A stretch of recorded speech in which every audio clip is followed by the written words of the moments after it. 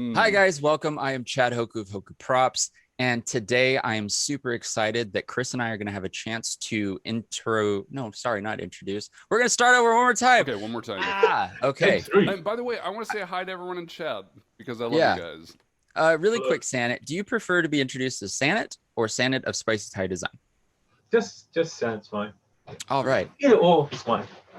Okay. I'm going to call you something different every time. Yeah. All right. At one point, you're just going to be like design of the spicy Thai. No, like fucking zebra volcano or just something completely off topic. Gotcha. Okay. And with that, let's go. Hi guys, welcome. Ganoza's here. Oh, I'm sorry. Okay, go ahead. Sorry. We're trying to start the official podcast, so forgive me. We're going to start in 3, 2, 1. Hey guys, I'm Chad Hoku Props, and welcome today. Chris Talk of Talk Custom and I are going to have an opportunity to talk to our good old friend Sanit of SpicyThai Design. So if you guys have any questions, please post them in the chat. We'll try to get to them as soon as we can. But we've got a really, really good podcast kind of in store for you. It's going to be completely ad lib because we didn't prepare a whole lot. But hopefully Sammy will yell some questions when she thinks of good ones. So without further ado, Chris, please, how's your day going? Sanit, how's your day going? Go first, really Sanit. You're the guest. Okay, Sanit, you first. So welcome, hello from the future. It is Sunday here in New Zealand. You guys are so yesterday. You have to catch up. Come on. Right. Yes, I'm doing great. Thank you. Happy to be here. I spent most of the day with Sanit on a video call, so we know what's up. But anyway, I'm doing good. I got up early. I played Cyberpunk for a couple hours, and then I made a few things that I'm going to share with you during the podcast. But we'll save that for a good intermission break. Well, that's super exciting. I wanted to actually ask you, Sanit. You shared something with me when I first hopped on. Can you tell the audience about what you were eating before lunch? Because this podcast seems to have a lot of food talking and discussion quite frequently. I was eating chocolate Nutella with bread and hot chocolate to drink as well. Yeah. So, are you a big fan of chocolate? Ready to go. Nice. Well, I'm really excited to hear about your life story. So I actually I've had a question for a long time. Sanit and I have known each other, I think, going on about 4 or 5 years now, right? Yeah. And one thing I've always been curious is how either you or your family made their way down to New Zealand. I don't know if that's something you're willing to share with us. Yeah, of course. So obviously I was born in Thailand. My auntie actually came to New Zealand for a holiday, and then she got a job here and she ended up getting married here. Then she told Mum that New Zealand, is a lovely place to be. It's a bit easier to live than Thailand. Because we weren't well off. We weren't poor either, but life there was really hard, and life here is really good. So Mum came here first, and she got a job. Then 2 years later, when I was 9, I came here. So yeah, that's awesome. I've been here since. It's really cool. How often do you go back to Thailand? I try and go back every couple of years. But both my grandparents have passed now, so it might be a bit longer between the gaps. But yeah, I try and go back every couple of years. Right. Gotcha.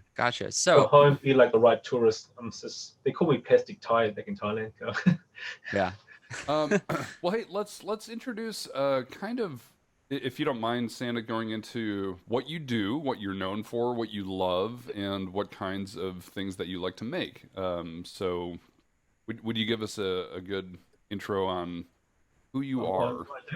Cool. So obviously, I am also known as SpicyThai Design. I kind of do I'm known for my little Thai heritage, my little detail. I like to put a twist on all the costume that I make. The reason why is because I want to celebrate my heritage. People know Thailand for Thai food, Thai boxing, certain stuff, but the Thai culture, the Thai art doesn't quite shine through as much as I would like. So this is my chance to kind of showcase that. Cool. I also work at an amazing place called Winter Workshop. We are known for the Lord of the Rings, which is going to be 20 years this year, guys.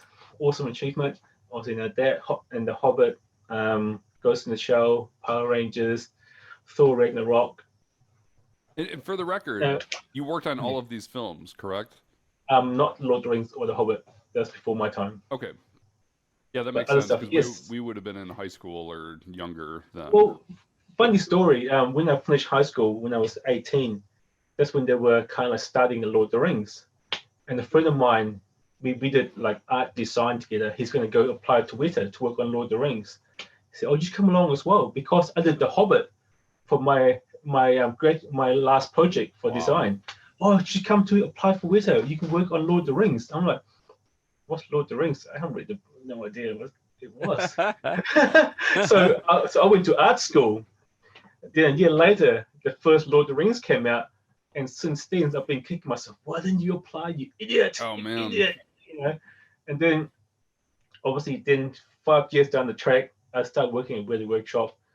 And one day, Richard Taylor came around the house just to visit, and I showed him my portfolio for my end of year project, which was The Hobbit. He said, "Oh, why didn't you apply? We wouldn't hire you on the spot." I was like, wow. But as I said, but you're there now, and what was your most recent project that you're allowed to talk about? The latest project I can talk about is we did a exhibition up in Auckland. It's our own IP. It's called Weta Unleash. Oh, I thought you were going to talk about Mulan, the live-action Mulan. Oh, we did after this one. This is most recent. Okay, gotcha. So we are known for our movies, obviously, but recently we've been doing a lot of like exhibition type of things. Like but this is amazing. It's like you guys go check it out. It's Weta Workshop Unleashed. Go to Instagram and Facebook. It's there's miniatures, there's armor, there's weapons, there's big giant robots, there's giant rock war. It's pretty cool. Go ahead. Yeah, Mulan. That was a funny story. So when we got told we work on Mulan, for me, big Asian, it's really cool to see that the all Asian heritage being on the Disney screen. And as we were making the costume for Mulan, obviously being part Chinese myself, I had to put the costume on to send pictures to production. And one day I was in half the costume, half done, and Richard said, "Oh, you should go and be in the movie. It's been filmed in New Zealand. You look good in the costume. You make a good soldier." And I was like, "I want to be in the movie, man." So I said no. And then like the last day, he said, "Come on, you can do it. You'll love it." So okay. So I found out who was the extra coordinator. So I emailed her, "Hi, my name is Sanit. I work at Weta Workshop. I'm Asian. Can I be in the movie?" It was my email. That's funny. Too bad you can show up on set and be like, "Hey, here I am." But yeah, anyway, so Sanit was in the newest, Mulan live action movie as an extra. You should have been like the lead role. Experience.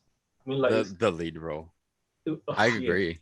I was Mulan, but did you have a chance to actually take part in the filming of the movie? What's sorry? Like, hopefully I'm not outing you, but were you in the movie? Yeah. Just a little bit. I know. I didn't know if it was something that was like public or if it was like he snuck on set and was like, "I'm going to be in this movie no matter what they say." He snuck on set wearing jeans and a hoodie. No, he was.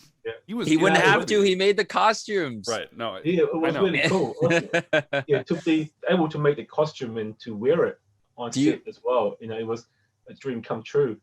And normally extras will not fight with actual stunt people, right? They normally keep them miles apart. Extras are normally not that great. But we had 2 weeks of training, marching training and sword fighting training. So some of us got paired up with actual Mongolian stuntmen.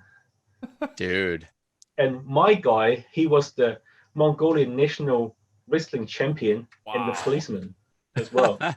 That's amazing. And he speaks no English pretty much. It's pretty much just grunting. And when he throw, I mean, he spoke a language, dude. He spoke a language that was far more ancient than anything that's been spoken in recent years. Language. And it's the language. Punch in the face. That was the language of pain. Wow, that's Nah, so Oh, wild. that's so cool. it was so much fun, man. I mean, like, I said to him in broken English, this is like being 9 again. You know, when I was 9, I used to run around with a bucket on my head as a helmet, a wooden like a ruler as a sword. You know, and now here I am in my 30s, wearing the costume that I helped make with the team. Obviously, not me by myself. We all work as a team, and to be in that in a big major Disney movie. I mean, like, how good is that? You know, and we filmed down in Queenstown as well. So Queenstown is where all the Lord of the Rings, all the beautiful, you know, mountains, Snowy Mountains was filmed. So every day I will wake up to the most beautiful sunrise and go home to the most beautiful sunset for 6 weeks. You know, how Man. good Sounds pretty can life rad. be? Yeah.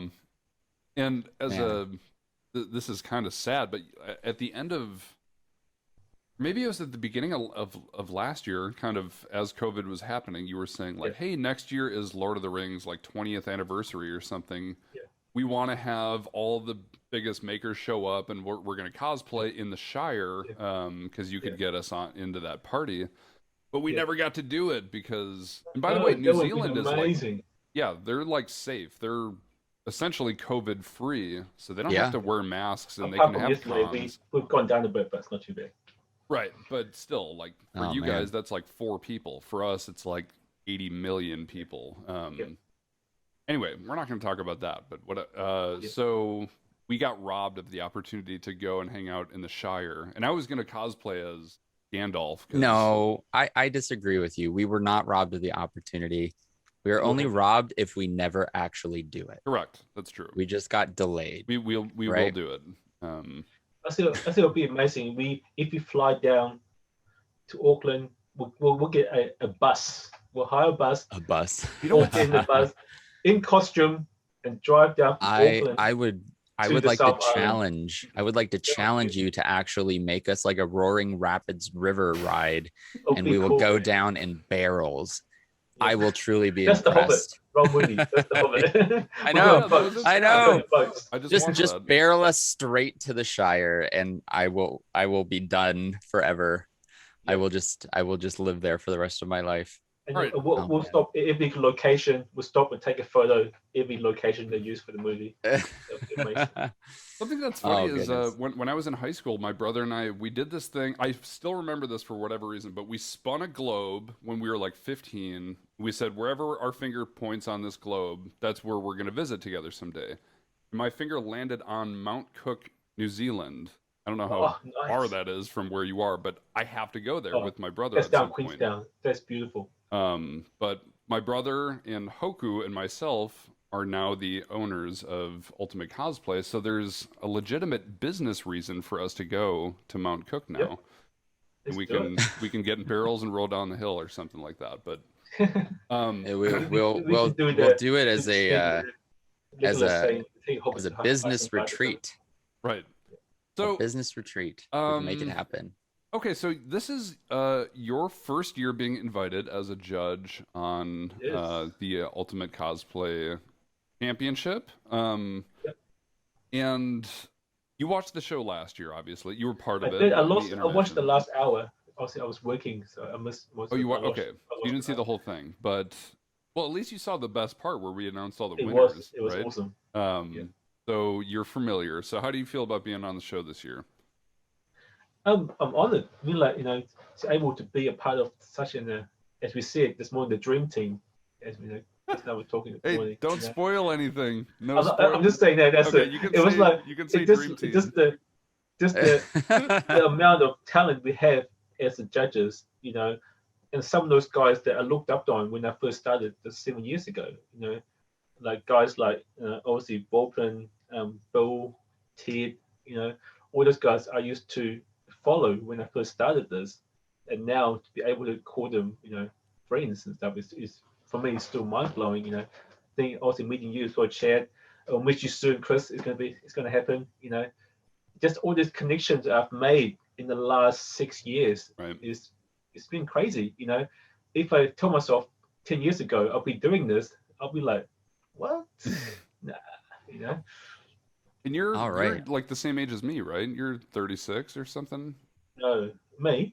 I'm 40 this year. Oh, that was Papa Bear. He was my age. Yep. You're 40? Yep. Dude, Yep. he In July looks I'll be younger 40. than Hoku over here. All the Yeah. Yeah. He's got more hair too. yeah, he does. But you got I don't know. I know it's not Hoku go has a a little level bit. of sexy that Like he's dark. you can Basically, match. my hair actually just went through a cultural migration from the head down to the face. Yeah. You It's know, taking I hit it's taking puberty and vacation. it was like it's like a chia pet. All right, cool. So I'm glad you said what you said about being on the show. We like Hoku's known you for a long time. I've kind of met you. This is so funny because out of nowhere, like I've been following your work for a few years, and I think it was about a year ago, right when COVID hit, and it Yeah. started messaging me like, "Hey, do you want to have a video chat with me?" And I was like, "Why the hell does SpicyThai want to have a video chat with me?" Like I didn't understand it, so I was like, "Sure." And I thought you had something that wanted me to do you a favor or something, and you Oh just wanted man. to hang out. And you were so friendly, and I just sometimes that's so rare. And forgive me for going on about it, but That's fine. like you have been so welcoming and warm. And I've never met you in person, but I've been talking to you like in video calls for over a year now, and we're so happy that you're part of this team this year. And I love how humble you like. You just talked this story about how you got into Weta Workshop and the kinds of films you've worked on, and we're so humble and so talented. But I just love how you're just so easy to talk to and to get along with, and you're such an easy person to look up to admire. Oh, And this is at the beginning of our interview. Like yeah. we got a ways to go, but I really appreciate you as a I've got some friend. tissues here to catch me later. Oh goodness. I But mean, I think in this what first 5 minutes you probably said beautiful like 18 times. You know, the fact is like here you are actually able to see the beauty in the world, and that's something that's kind of rare and pretty special. So just like the fact that you're able to spread that's a lot of fun. I enjoy it a lot. Hey, Especially like I've got some questions I want to ask you, oh, and you I'm got going to ask questions? them. Yes, I do. We prepared. Sammy just threw them at me, so let's Yeah. go. So these Go. are questions from Hoku Props, but actually Sammy. So if you don't like Okay. them, blame her. All Okay. right. So first, what was your first cosplay? And looking back, how did it turn out? My first one ever would have to be. So I used to work at a place called Telecom, which is like a mobile internet kind of provider. We had a Christmas party, and it was a hero and villain Christmas party. And so I went as Judge Dredd. That was my first proper costume. Obviously, I never done any sewing, no leather work. So the leather jacket that I had was all duct tape. So I duct taped them like side by side, cut the duct tape, went to a toy store, bought one of those soldier helmet thing, covered with masking tape, had some cardboard coming down. It was pretty ugly, but You it's have fun. pictures of that somewhere? I have posted them up before. I Okay. have posted them up before. I'm not in a position to share them right now, but hopefully we can do that. Oh, by the way, Yeah. we should be sharing links to. I'm gonna pull up links. Anyway, keep talking. Yeah, so that was my first costume. First What's the second part of cosplay. the costume, Chad? That's awesome. The second part? Wait, what? What's the second part of the Oh, question? yes. So the second part was, how did it turn out? It turned out hot because EVA foam. I didn't realize that Format's foam was that hot. Yeah. I had no idea. Yeah, it's So pure I'll be insulation. partying, and then like It- half an hour later, like, oh, I don't like this. Start taking it off. It's getting hot. Oh my goodness, you could literally create an igloo out of EVA foam, and it would actually probably work if you're ever in like a freezing environment. Yeah. So insulation, so much. I like All how right, so you asked him how it turned out, and instead of him saying like, "Oh, it looked good" or "It looked bad," he just said it was hot. That was It his was own. hot. Yeah, that was. I it. mean, honest you know what answer though? right That's there. That's awesome though. That means that he was thinking about like his comfort level inside the costume, and it was Oh, important to him. Well, he had to because he was sweting probably. Yeah. I was Well, I want just- to talk about big costume shoes? with the- Anna, do you have anything about shoes you want to talk about? Oh my That's right. goodness. Did I you do. did I'm the same page as Chad. I want comfortable shoes. I'm glad you But enjoyed that. yeah, I did enjoy it. That Oh was man, For those of you Oh, for those of you that don't know, make sure you go to the Ultimate Cosplay YouTube page or on mine. And I posted a highlight of my epic shoe rant last week. But you know what? That actually leads me into a question that we talked about last week. Do you have a specific pet peeve I knew I was going in to. regards to cosplay, and Oh, you're not wait, allowed to can use we ask shoes? it the way that I asked it? Not to be Yeah, selfish. you can ask it. Okay, Just re-ask so- it. Let's make it a weekly Yeah, occurrence. we're gonna ask everyone this, but we asked. Was it? No, it wasn't Stella. It was Papa Bear Bear. last week. We asked him, "What are your turn-ons and turn-offs Oh, for right. cosplay?" That's how we asked it. So you want the off or the on first? Give me your turn. I don't know, whatever you can think of. This is such a. I've got both in my head. So it's like that. You want the. All right, give me good news or give bad me your news? turn-offs first, so we can Good end it off. on a positive. Yeah. What There we go. what turns you off when it comes to cosplay? I'm the same as Papa Bear. People just take it too seriously. Mm. You know, this is a hobby. You know, it's supposed to be enjoyable. I have so many friends who buy like a 3-day ticket to a con, Mm. and they'll spend the first day in the hotel room getting the costume finished. Right.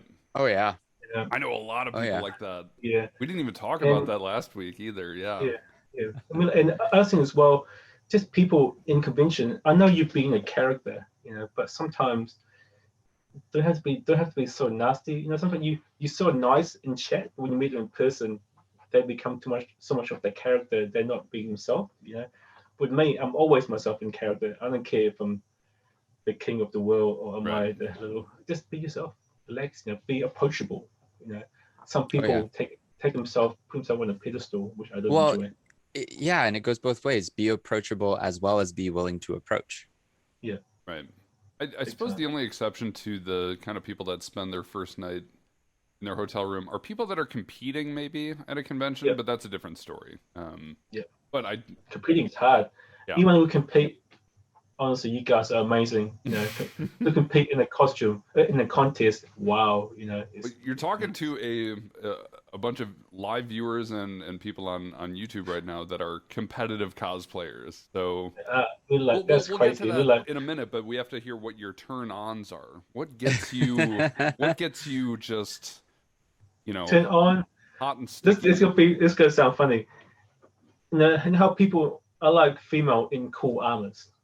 Okay, You know, people cool. like you see people just say they're wearing less and less. I think females can look awesome and amazing in full armor as well. I Such as agree they with are, that. such as beautiful in full armor. There's no need to go the other way. Definitely. Cool. And details, I love details. I love when you look at a costume, you look nice 10 feet.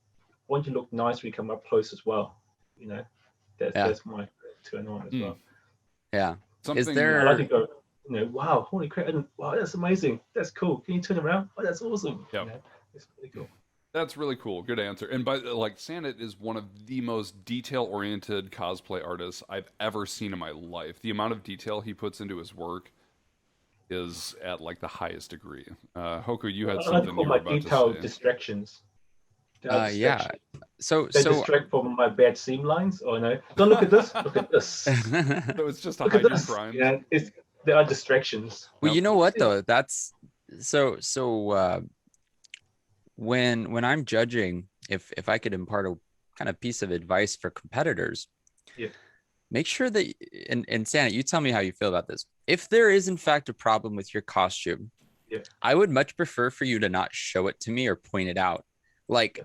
draw my attention to some other amazing component, because Yeah. if I don't know it's there, I can't judge you negatively about it, right? Definitely. This competition, you have like the competitors have such an opportunity to present to us, to tell us a story, to give us the details, to give us the insight into what they were doing, right? While ensuring that we're seeing the best of it versus the worst. You have the time now. It's just to, take the opportunity to really make sure that what Sanit sees is all those amazing details, but also make sure from 10 feet away that you look great too, right? Yeah. It's something that we all have a chance with. So my next question that I had for you was actually This is something that I've noticed a lot recently, and I think it's something that I struggle with at times as well. Yep. And that is burnout, right? Yep. So Hmm. you were very much like Chris and I both in the sense that your job is very, very much the same and similar things as your hobbies, right? So my question is, a lot of people find it hard working in a field that's so similar to their hobbies. Yep. Have you ever found yourself kind of getting burned out from cosplay since working at What a Workshop? And if you haven't, Yep. you know, or what are the tricks that you've been either taught or learned working in such a high level kind of facility or production location Yeah. to help work past that? Do you have anything that's really helped you move, and keep I've going? experienced a bit of both. So basically, when I first started Witter, I told myself from the start that I will keep doing my own work. It's not going to be a 9 to 5 job for me. Yeah. When I come home, I want to keep doing my own things because this is my hobby. This is something I enjoy. It's my passion. And the way I see it is, this might sound bad for work hearing this.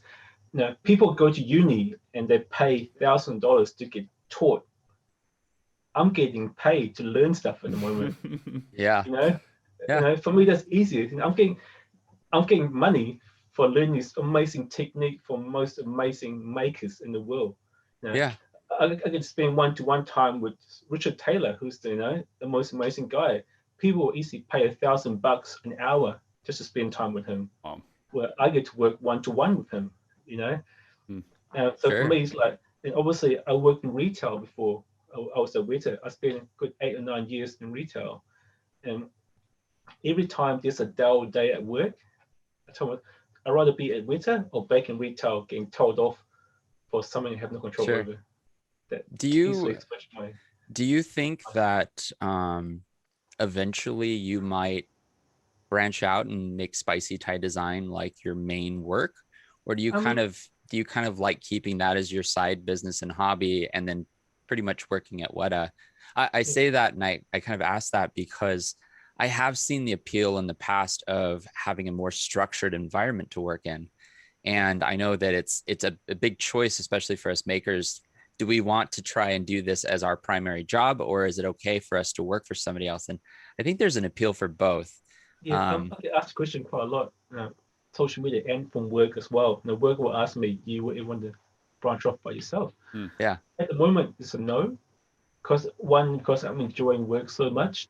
I'm getting work with amazing people, as I said, and I'm doing such an amazing project too. There's two I can't talk about, and oh my god, when you guys hear it, it's gonna be like, Uh, so pretty much it's a no for now. But saying that, I do want to make the whole SpicyThai more of a hobby, more like a semi, like professional thing. yeah. Because with the whole COVID situation right now, being 40, I want to be able to have some passive income coming. Because Sure. in the film industry, I'm pretty lucky. I'm a contractor, but I haven't really had any downtime since I've started there. Yeah. Because I do so many multiple departments. I can paint, I can do a little bit of concrete sculpting, I can do a bit of cleanup, I can do costume. So I'm lucky in that sense. But I don't want to be complacent. Once you start get complacent about where you are in your workplace, and when something like COVID happened and it stops, I have no plan B. Right. Yeah. Yep. And Yeah. with the way we are now, which there's so much online content coming out, I think I had the fear before because I live in New Zealand, and all my clients are in America. If I were to do if I were to sell costumes, sell props, I have to ship it across. Sure. But now with the whole online thing, this last year it's been so big, I can do online content. Yeah. I can do tutorial, I can do workshop online, I can do patterns. So my brain's definitely ticking right now. Let's make this thing more professional. Let's I work love on that. it more. I love that. That's awesome. Talking That's really about cool. passive income, and this is one of those topics I didn't want to steal all of your thunder, but you're going to be involved in this project, so it Oh won't do no, that. it's coming, isn't it? But we have an announcement. Ultimate Cosplay has an announcement, and all three of us on camera right now are involved. But brace yourself, everybody. But Hold on. yeah, Ultimate Cosplay was greenlit for our first book in a encyclopedia series of books. For it's going to be a whole encyclopedia called the Ultimate Cosplay Encyclopedia. And our first book was approved by a publisher, which we won't name them right now, but we got approved just 2 days ago. Yeah. A number of people in chat are going to be part of that book. So the way it's going to work is it's going to be written by about each volume will be written by between 20 and 30 people or so. So we're going to get to show a whole bunch of techniques on a whole bunch of materials from people all over the world. And like I said, both, myself, Sammy, Chad, Hoku, SpicyThai, and many other people are going to be part of these. And our first book is going to be all about thermoplastics, plastic, PVC, polymers, copolymers, just anything that you can heat up and form. Yep, and exactly. It's sandable and plasticky and wonderful. Yep. So we're going to start with Wear a that. respirator.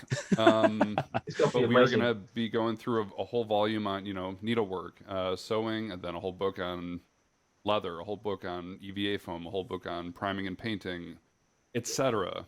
Yep. It's great. Even if someone were to do the same process, it's still going to be different. Because people just think differently. The way I do it, the way someone else do it, it can be getting to the same goal, but the process is still going to be different, which is going to be amazing. Yeah. You're pretty much going to able to dive in to all these brains and just go, I want a bit of this, bit of that, bit of this, bit of that. You can combine it, do your own thing. It's going to be great. This is going to be a lot of fun, and it's going to be so. Kind of tying into that, obviously we're running this contest. The contest is how this whole thing started. We're so happy. The joke. We'll mention that every week. That this contest started last year as a joke, and it's developed into a legitimate company owned and run by cosplayers, and our owners, board of directors, committee members are all are judges basically, and a bunch of friends of ours that happen to be phenomenal artists, SpicyThai included, of course. And beyond the contest, after the contest is over, is when we get to really open up and start doing a lot more things for the world of artists. And that's going to start with, or it's going to continue with the podcast. We will continue to do contests.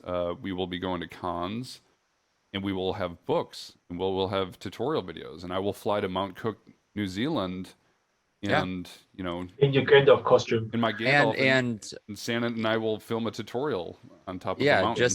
It's also important to make sure that we clarify is it's also going to be a printed copy.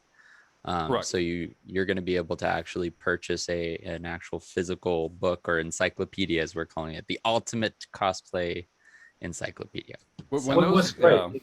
Volume 1 through as long as we can keep making them.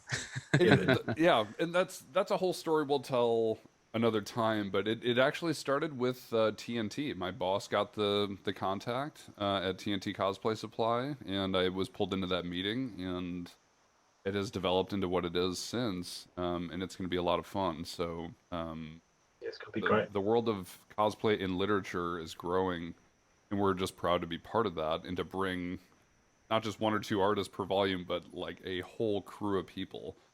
So actually, Anna, do you want to show your gift to Hoku right now? Is it a good time for that? Yeah, let's show what we're working on this morning. Let's see. You want to show it to him? Oh, me? Or I am gonna do it because whatever. Actually, Hoku, close your eyes for a moment. Wait, I don't have. Close your. Wait, eyes. I don't have eyes. Close your eyes okay. for a moment. How am I going to show? Am I going to just put my phone next to the computer? I'm going to do like a. I need like a second eye patch. Okay, you can open that. Okay. Go ahead and open your one eye, please. Okay, I'm gonna just scroll this thing up. So Sanit's been working on this for. Wait, did you show them? Does everybody now know what it is, and I just don't? They might have seen it for like a split second. Look, glimpse, a quick glimpse. So Oh, great. Sanit made a graphic, and this is the top part of the graphic. But I'm gonna make it a little bit bigger. I want to see your reaction to this because no one has seen this except for myself and Sanit. So Sanit made this poster in honor of the event this year. I'm gonna make it really big. Hey, look, Sammy, you're on there. Yep, everyone's on there. So I mean, you could go through and literally point everyone out, but Sanit's been working on this for about a month. And Sanit, dude, you want to talk about this for a little bit?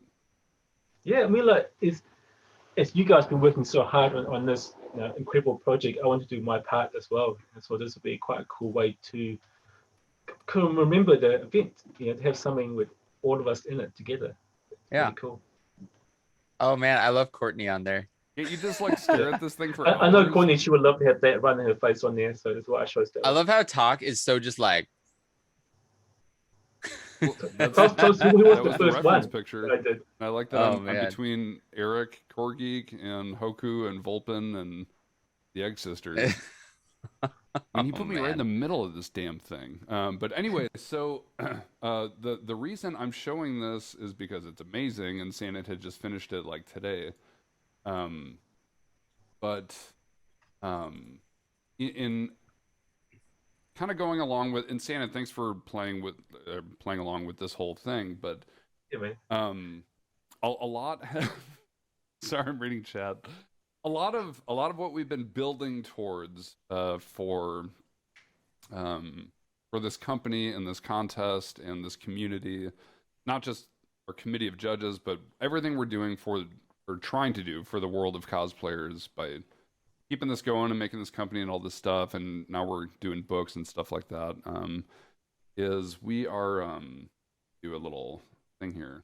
We added a new shop to our brand new website, which is ultimatecosplay.com, and we have a whole list of all of our merch that we're selling in honor of the contest that we're doing.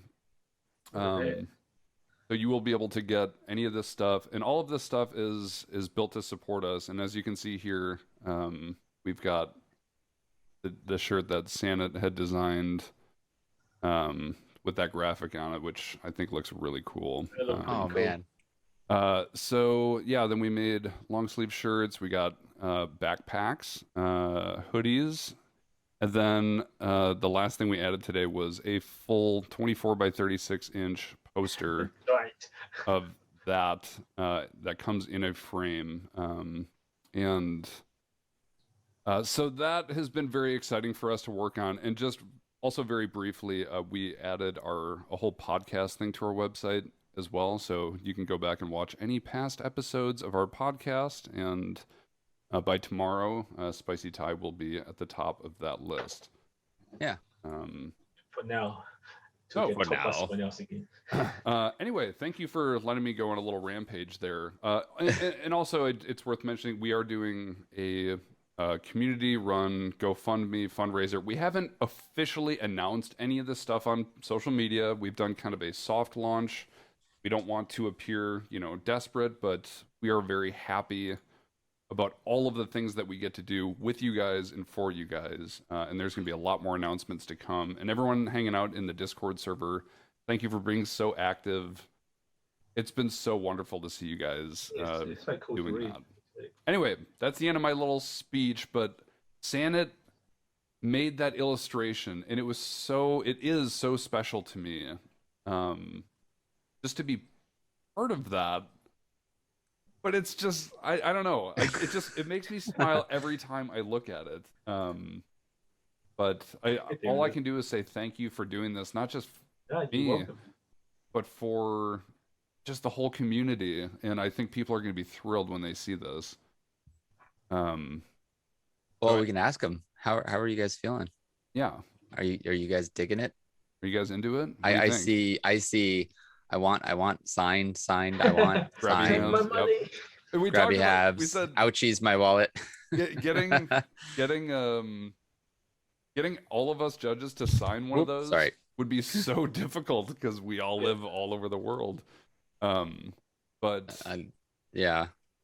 this is the kind of like enthusiasm that all the judges are bringing to the show this year. Just like last year, there's just more of them. So, okay. I want to get back on track with Back on track. yeah. So thank you for letting me spin off. Hoku, do you want to take That's over and redirect? Yeah, sure. Redirect for a minute here. So one thing that I've actually noticed throughout the time I've known you, Sanit, is your material choices. You like to do a lot of mixed media. Can you tell us, like, what are your top 2 or 3 favorite materials that you work with when you're working on costumes? I think like where the mixed media came from was from my art degree. I did Bachelor of Fine Arts in printmaking, painting. I did glass blowing for 3 years. Oh, wow. You know? So I like to mix and match. You know, I don't like to be bogged down with one thing because the world is so big. You know, I want to able to be flexible and try different things out.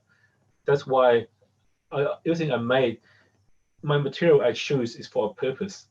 You know, with Warbler, I like it because it's strong, it's nice and thin.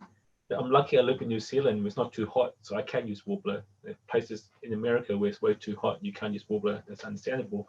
So Yeah, I choose Warbler because it's nice and thin. I can make it nice and strong. EVA foam because it's flexible, it's comfortable. You know, leather because it's just leather. It look cool. That's pretty much it. You know. yeah, Hoku So loves leather. I like to choose my material for purpose. That's how. yeah. Oh man, that's awesome.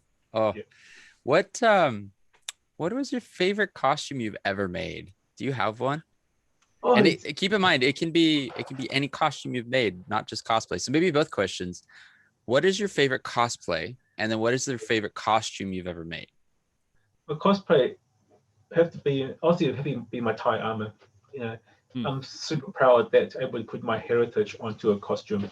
You know, Oh, is the that story is of actually that the one costume that started you with the one on the bottom there? Is that on the bottom. Yeah, start with the whole obviously being Thai, and I watched Lord of the Rings. I was inspired by the illustration by John Howard and Alan Lee and the stuff with the Gondorian armor and the Rohan armor.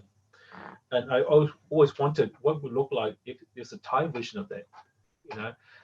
And I used to love drawing, so I would draw what it looked like. But it wasn't until maybe 3 years ago we have the skills to make it. So that costume was in about 7 years in the making, you know.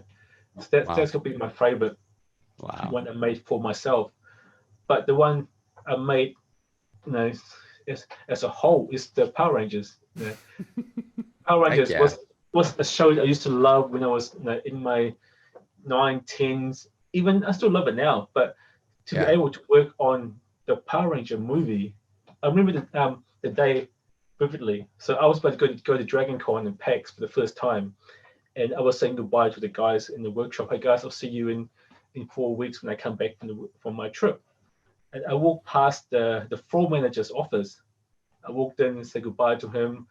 As I'm walking out, I saw this picture of just 5 figures, red, blue, black, pink. And I said, "Is that the Power Rangers?" He said, "Why?" This is when I was quite new. I haven't worked in costume yet. I was still working in paint department, but I've done some costuming my own free time. And I thought, I'm gonna be cheeky. I'm just gonna put it out there.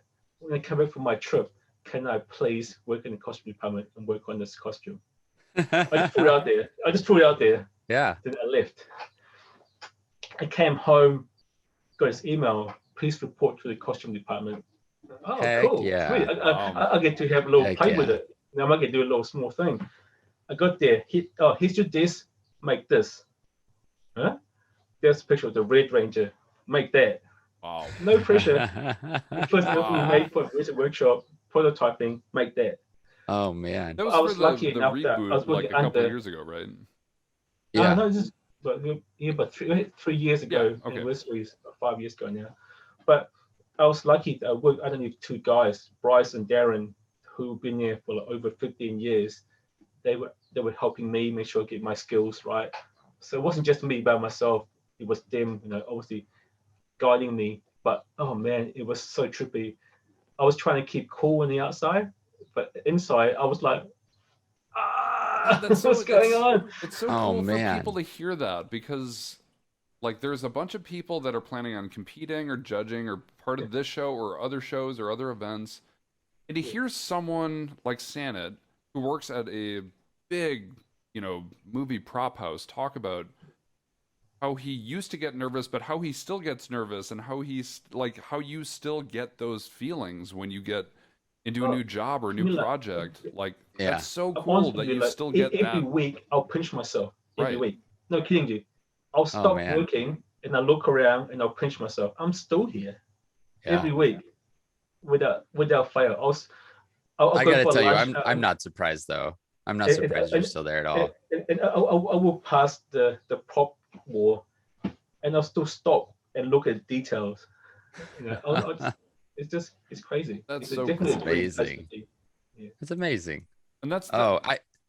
Oh Okay. goodness. Well, I was gonna say I actually was really fascinated with the Power Ranger armor. Can I ask you a couple questions about it? Go for it. Yeah. Okay, so one of the things I distinctly remember about that armor is it's got a tremendous amount of dimensionality on the like chest plate and the armor surfaces, right? Yes. Is it like a resin encapsulated? So do you have like a back piece that you originally made that had like the kind of like shiny metallic surface, and then you actually pop that in as a plug and then cast around it? So what is obviously they make the mother for the mole. Yeah. It's got texture on the back, which is kind of like a jagged rock. Can you? I hate to ask this, but I'm so excited to hear the answer. You broke up, and I really want to know. Okay, so in the back of it, they had like that kind of rocky crystallized texture. Yeah. In the front, they'll have the beautiful detail. So we'll dye the resin, obviously in a red, white, black. So it was a clear resin, though. It was clear, then we dye it, then we just back spray with silver. Yeah. Oh, that's so cool. That's so cool. What's bad about that? My job was to sand or power file the back of it so we can glue it. But I have to be so precise. If I got out by a centimeter, you'll see that I've got to sand the gray out. So I have to make sure I was extremely precise. So I sanded down about over 1,000 pieces for that show. Oh man, it was nerve-wracking. It was fun, but it's nerve-wracking. Oh man, how many pieces did you mess up? Two. But one big one. Did you get to keep them? Oh no. Like, I wish I could. What's really cool though, you know how we make all the beautiful red, red, black, blue, and pink, yellow. Yeah. I got to destroy the Green Ranger. Oh yeah. I got there and I got, you want to do something cool? Yeah, of course, do something cool. What do you got? We need to bear damage the Green Power Ranger. Yes. I was like, yes, give it to me. Give it to me. Oh my goodness, that is my favorite part. I asked them how far can I take this? So this is the picture, and I go by this, but you can change it a little bit. Okay, cool. So the pauldron, I totally destroyed it. I pretty much cut it in half. Yeah. All the crystals all jagged, but it looks so cool, but it was too much. Oh man. But what's funny, in the illustration, she had a little nipple shot with a nipple, like a little dent going in. And then obviously Funko made the figures. And I got to meet Mike, who worked at Funko, who's friend with Eric, and he designed the Green Ranger as well. So then it was quite cool to meet him, who I made the actual costume, and he made the collectible for Funko. And we talk about the nipple crack and how much to watch for us. It's quite cool. Oh, that's so cool. Well, thank you for telling me that story. I once again, it's so exciting to hear how this stuff is made, because a lot of us as kind of as cosplayers, it's a lot of conjecture. It's like, oh man, how do they make this in the film industry?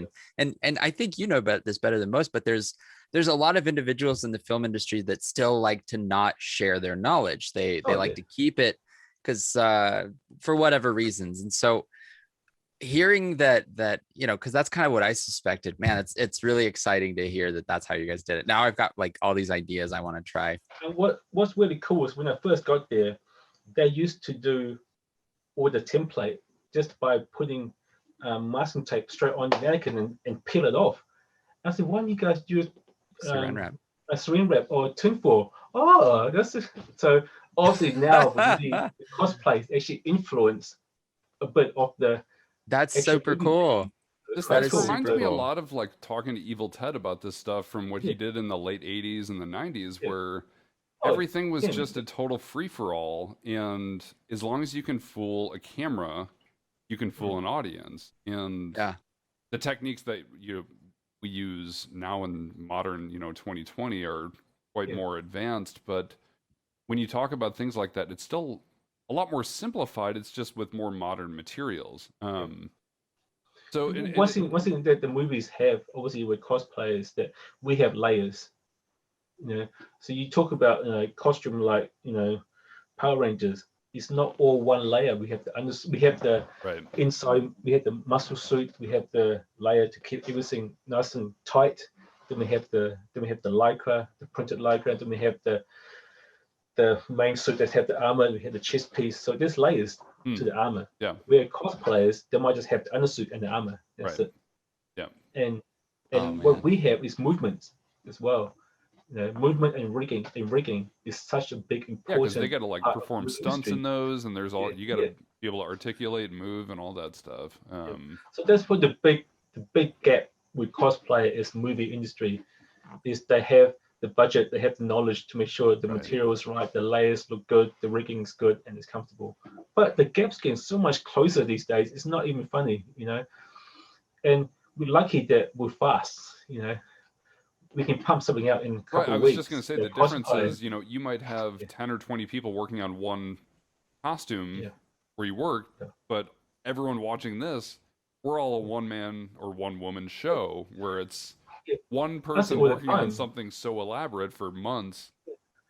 So that's a huge difference. And some people that happen to be extraordinary at what they do as a solo person making something seem to get great opportunities in situations like you're talking about and a lot of other things, just because there are people that produce amazing things or have that kind of drive or that kind of passion. So if you can do both, that's amazing. People ask me all the time, how do I get a job in the industry? Right. And my advice has been, don't just copy what's out there. We get so many Iron Man, so many Batman, so many Aquaman, that's already been done. Choose a character from the comics that hasn't been made yet. Then make that a costume. Show us your thought process. Show us how you could adapt that from a 2D images to a 3D object. We want to see that. We want to see what about original designs? How to adapt original? You can just go to a comic. You pick a character that hasn't been made yet. Okay. Pick a hero that hasn't been done. Don't have to redesign your own. No, I'm just saying, would that be beneficial if someone designed their own? Oh, if you want to be a concept artist, design your own. Right. Okay. If you want to be just a manufacturer on the floor, you still redesigning, but you don't have to do a whole total character background. Right. Yeah. So I guess I know what you mean. Like when I go to Dragon Con, I see a lot of amazing Iron Mans, but I'll be honest, I'm kind of desensitized to certain costumes. It's not that they're not amazing. It's just I've seen so many of them. I've seen so many. I won't name specific names of costumes because I don't want to alienate anyone who's made one of them. But that happens, especially at certain very well attended cons. I can happily say a costume I'm tired of seeing. Okay. Deadpool. I knew you were going to say that. I mean, keep in mind, I had a Deadpool try to take my eye out, and then another one who did successfully save my eye out. He had permission though, but case in point, there's so many people doing the costume, and there's not a whole lot new to it.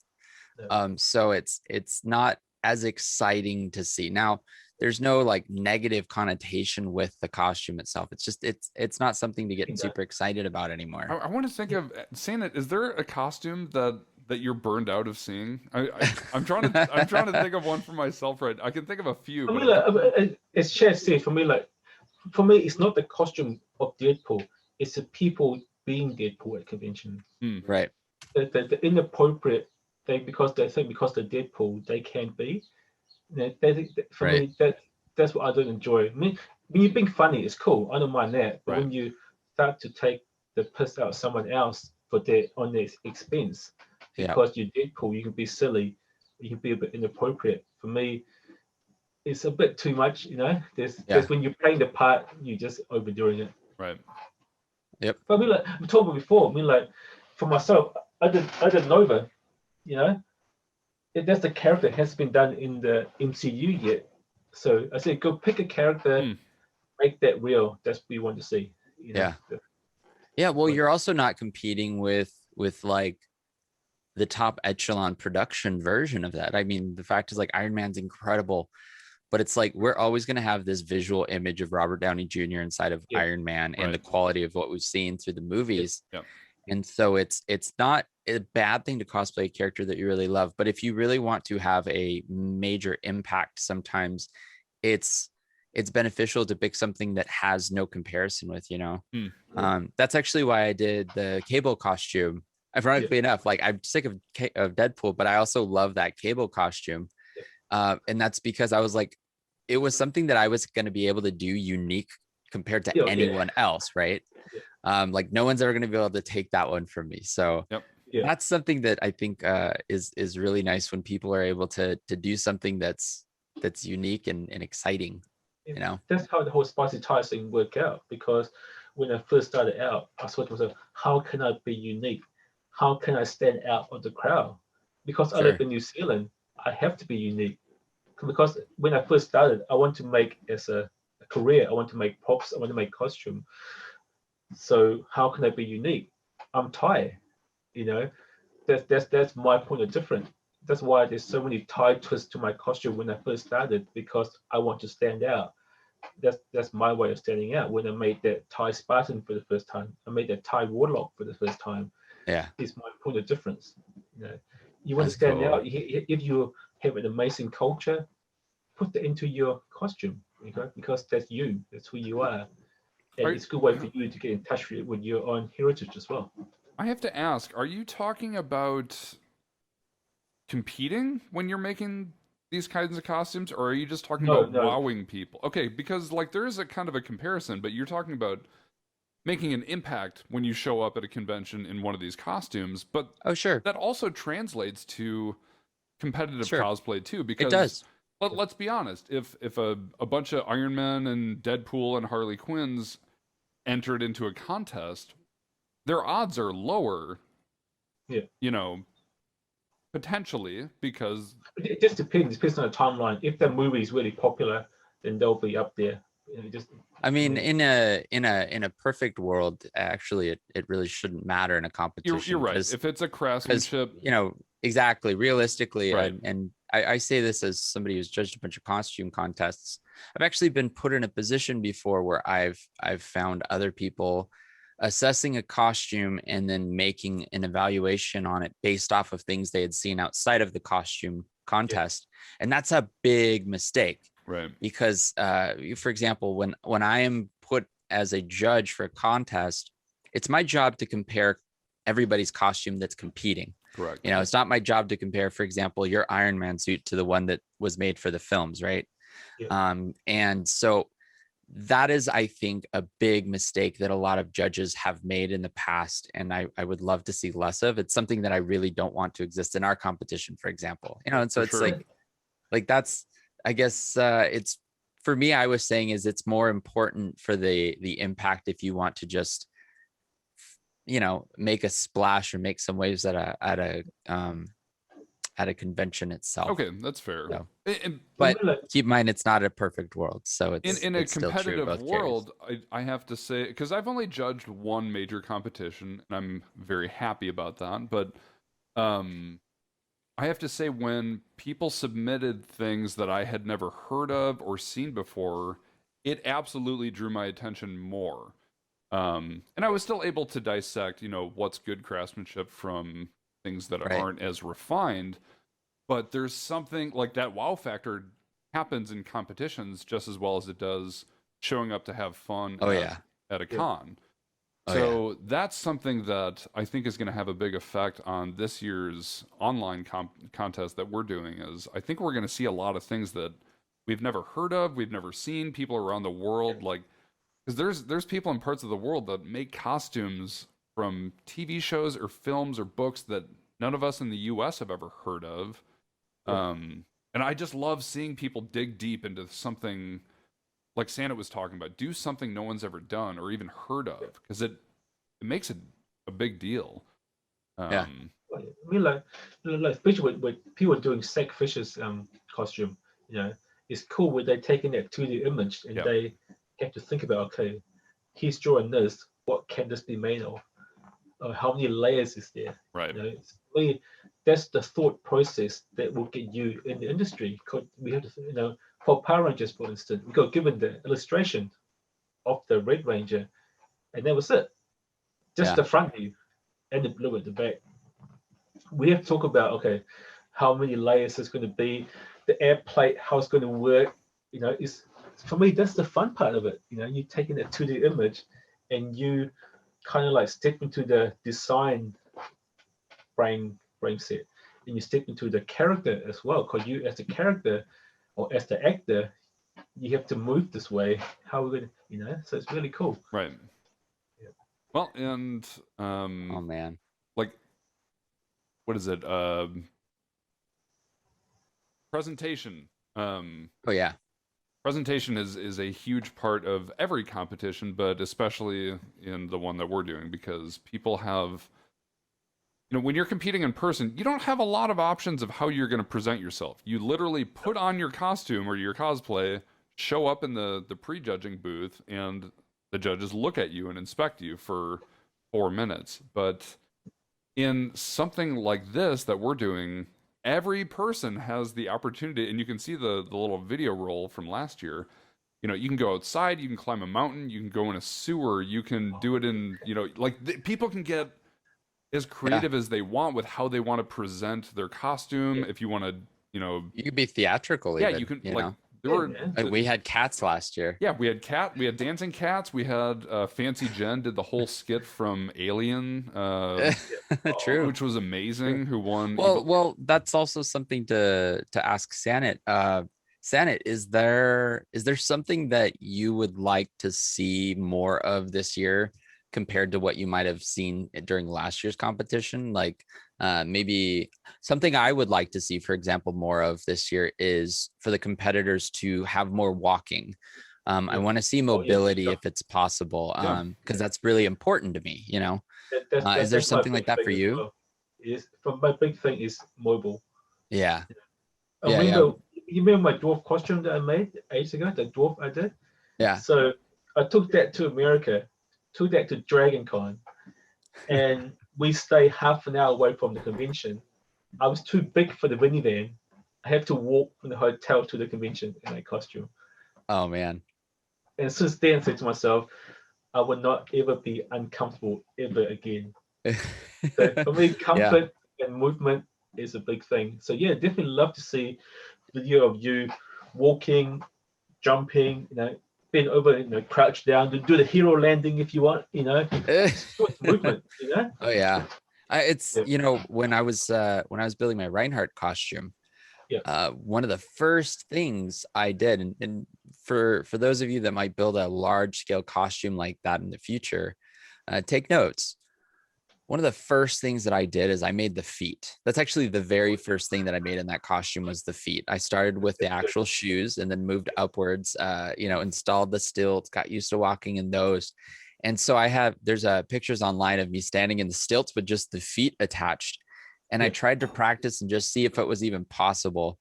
Because I think I have this kind of repeating theme of encouraging people to think about like logistics and planning and movement and how are you going to go to the bathroom, that kind of stuff. Really, a lot of it's about comfort, but also about success, right? Yeah. And so fit your suitcase as well. Oh yeah, well, Lionheart's never going to do that one. No. So I actually had to get an estimate once. It was a convention, I think, out in Poland. They wanted me to bring Lionheart out. They're like, can you can you ship it out? And I was like, Yeah. sure, I'll get you a price estimate. You're paying for it. Yeah. It was like $800 to ship Lionheart out. Oh. Yeah. That's actually not as bad as I would have thought. I thought it would have been more. Well, that's because Lionheart kind of like collapses all into itself for the most part. Yeah. And it doesn't weigh a whole lot. So it's bulky, but it's Alkali light. Lake paid over $1,000 to get hers from Utah to California for TwitchCon. That's insanity. And you're talking about going from California to Poland for less Yeah. than that. Yeah, but it was going to be a one-way trip. so when I found out that they weren't willing to ship it back, I was like, yeah, no. That's funny. No, they didn't want to keep it. They just didn't want to pay to ship it back. And I was like, are you kidding me? No. Okay, that's not going to happen. But yeah, so what I was this saying just happened while you guys were talking, and oh my goodness. I don't know if Sanit knows what Tiff's treats are. if you watched last stream, oh no, that was with Stella. It was Stella, yeah. So I missed half the Stella. Had to go. There's a company here in I'll be right back. Dallas called Tiff's Treats that will bake fresh cookies and deliver them to your house. What? So right at the beginning of this stream, I ordered some cookies to be delivered. Hoku is away, so I get to do that. Okay. But yes, I know. People are mad at me, and I get to eat cookies, and I can't open this damn thing. Enjoy it. Embrace it. So, there was something I was going to ask you, because there are jonesing. Tony gets some.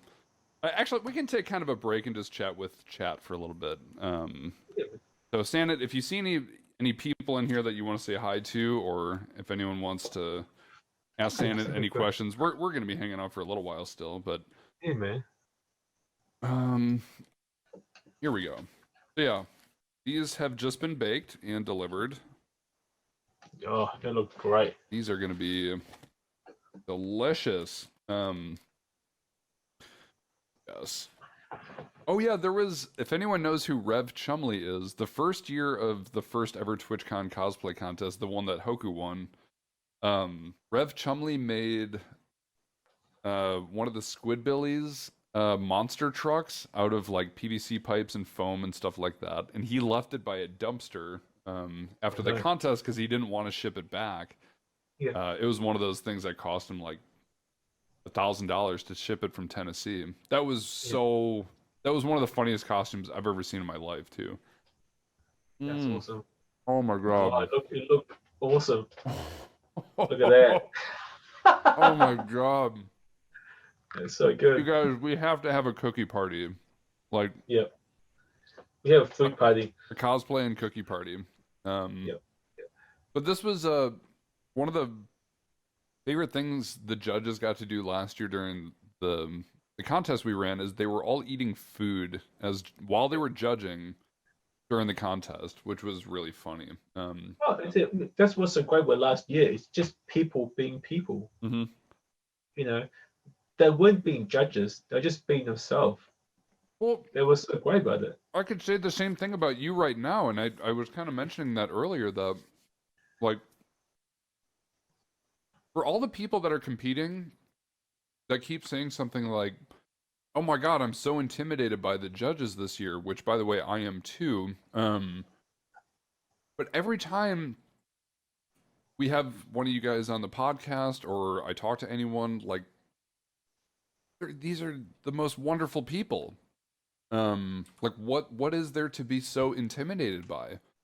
And that's where hopefully people are just being fearless and doing it anyway, because that's the definition of courage. But what is there to be so scared of when it comes to competition? You know, I think like it's why these podcasts are so great. They get to meet us as people, not us as a brand name or us as who we perceive to be. So they realize we're just normal. We enjoy the same stuff as they do. You know, we as excited as looking forward to seeing the amazing costume. And half the time, this stuff's better than mine. When I see people online, holy crap, that's way better than me. What's going on? You know? Yep. That's Is really there, interesting. I've got a question for you, Sanit. Is there Yep. is there any costumes that you're working on right now for yourself? It is my Mando, my Thai red Mando, which is Your my Thai red Mando. That's I was gonna awesome. get the camera. Okay. Oh, miss finger. Right over Oh there. man, that's gonna be awesome. At So the when you moment- say Thai red, Yeah. is it gonna be like a candy over chrome, or Oh, it's going to be. I'm not quite sure. I was going to just paint the pattern on, but I decided to actually put the pattern on there. So I have it. I haven't worked out how I'm going to paint it yet or the chipping yet, but gotcha? I chose red because I always do quite dark color costume. I want to do something a little bit brighter. That's why I chose red. And I like red because red's my favorite color. I gotta That's say, why I like red. my Ranger. favorite costume you've ever done is the Summer Festival Reaper from Overwatch. That skin is one of my favorite skins of any video game. Yeah. And particularly that character, you just absolutely nailed it. I would love to have seen you in person with that. There was someone at BlizzCon that had it on, and I was hoping it was you, but it wasn't you. This one here. No, I know Yeah. the helmet is. Yeah, grab it, show people. But The Reaper. Where am I going this way? Is that all other foam, by the way? There you go. God, that's the whole It was so costume. much Though fun. is just Obviously, this. So the background to the story is I was over in Switzerland 2 years ago for Fantasy Basel, which the Egg Sisters were as well. oh right. So this, after the convention, we went to this like mountain cabin with some friends of ours, and we were just talking, watching TV. I got an email from Blizzard, Australia, New Zealand, and they said, "Oh, will you want to be the captain of the New Zealand team for a Blizzard cosplay battle?" And I froze, and I remember Courtney looking at me, going, "Are you okay?" I just froze, handed her my phone. Can you just read that? Make sure I'm reading this right. She said, "Oh, you should do it." I'm like, "But I never compete before. I Wow. don't. I don't even compete. I don't even judge contests. Not really. How am I going to be the captain of a freaking New Zealand team to compete against Australia?"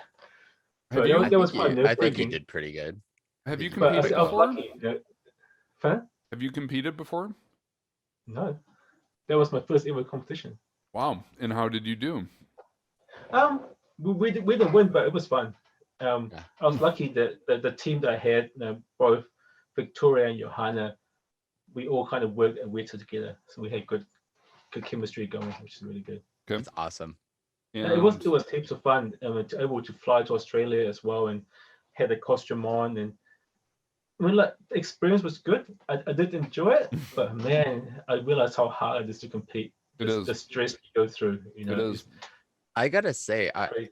I love how active some of the offshore like branch Blizzard offices are. Yeah. Especially with like some of the cool stuff, because I know like Scrap Shop Props, he does a lot of stuff. Oh, Or the two of them, him and those Henchwinch. guys are Yeah, they Yeah. do a bunch of really amazing work for Blizzard quite Yeah. frequently now. And then your involvement with like the big global competition. And dude, I live like an hour and a half from Blizzard, and I want to work more often with them because they're such a cool company in Yeah. so many ways, right? But yeah, so it's really cool that they're so active, because I don't know if they are really so active out here. There's not nearly as much going on, especially as of late, of course. But Right. yeah, it's really cool to see. I mean, that was the first time I actually have had direct involvement with a company, like a gaming company as well, which is really cool. You know, I mean, I love movies. Movies are great, but they can be quite secretive with information. Oh yeah, Where with game companies are a I love lot it. Like, too. look, Horizon Dawn. Before the game came out, they released a picture of the hero costume. Right. I said this to work quite a few times. Imagine for Mulan, before the movie came out, they released the picture, the turnaround Right. of the soldier costume. Yeah. At the premiere, guarantee you, there'll be 100 people in that costume. Yep. That's actually, it's funny that you point that out, because I've been having a conversation with a couple of the companies that I do a lot of work for. about transitioning away from doing NDA work. I'm really tired of NDA work. Right. I want to convince people to hire me to do work for them in the exact same fashion, but publicly. Because give me an opportunity to raise excitement, give me an opportunity to kind of create that emotional bond and engagement with the audience. So by the time like the movie or the game's coming out, people are super pumped about it when they see like, whether it's like a streamer doing stuff with it, or if it's something that like a cosplayer is doing work with, like get people excited, because otherwise it's just it's wasted opportunity. Right. It's same as like, same as we do now. We're showing snippets. We're not showing the whole thing. We're showing little detail here and there, get people all worked up. So when they come out, it's like, oh my god, I've seen this before. Finally, it's here. It's that build up of excitement. Well, it's also it's a tremendous investment too, though. I would say more for the gaming industry than the movie industry. I think about the fact that I'm going to use World of Warcraft, and nobody's surprised that I'm using that because they know I'm addicted. But the thing about World of Warcraft is you have such a kind of continuity of people playing it, right? Where it's a long-term engagement, it's a long-term commitment in many ways. Yep. And so when you're able to take something from this digital environment that to so many of us feels real, right? Like when I'm playing WoW, it feels in a way it is its own real world, right? Yep. And so taking it and having, that barrier kind of go away and introducing this fantastical element into my real life. When a game company can do that, it really increases that kind of immersion, because now I'm able to see it not just through a computer screen, but in real life. Like all the Overwatch and Blizzard statues every year at BlizzCon. Oh my goodness. Like the Steve Wang ones. Oh yeah, right. Yeah. It surpasses so much of my expectations of what that should look like in my head, because now I'm able to really devour it in reality. And that's with one eye, mind you guys. So it's like, I'm so excited by it, exactly. Right.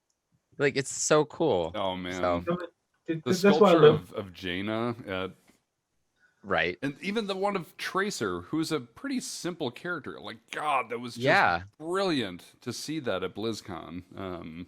Yeah. Well, you also have the one of like Garrosh, and you've got the one like, oh my goodness. What about the Queen of Blades? Like, holy cow. Or no, what's the most impressive one? Tyrael. Oh yeah. Oh my goodness. Yeah. If you guys haven't seen the Tyrael statue that Blizzard had made by Steve Wang, go look it up, because it's probably one of those breathtaking things to see in real life.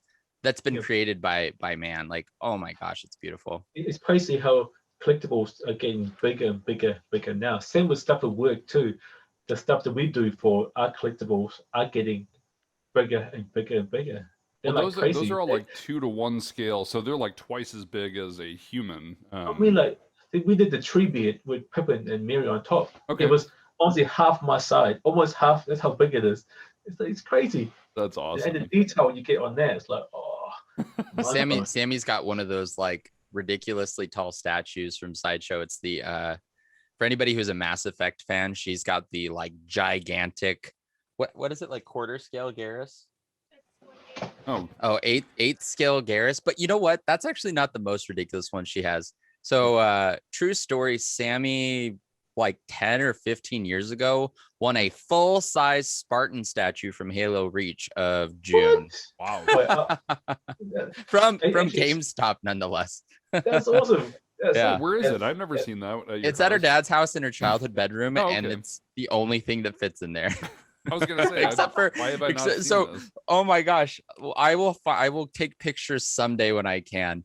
Her childhood bedroom is a 10-foot tall crouched sniper Spartan.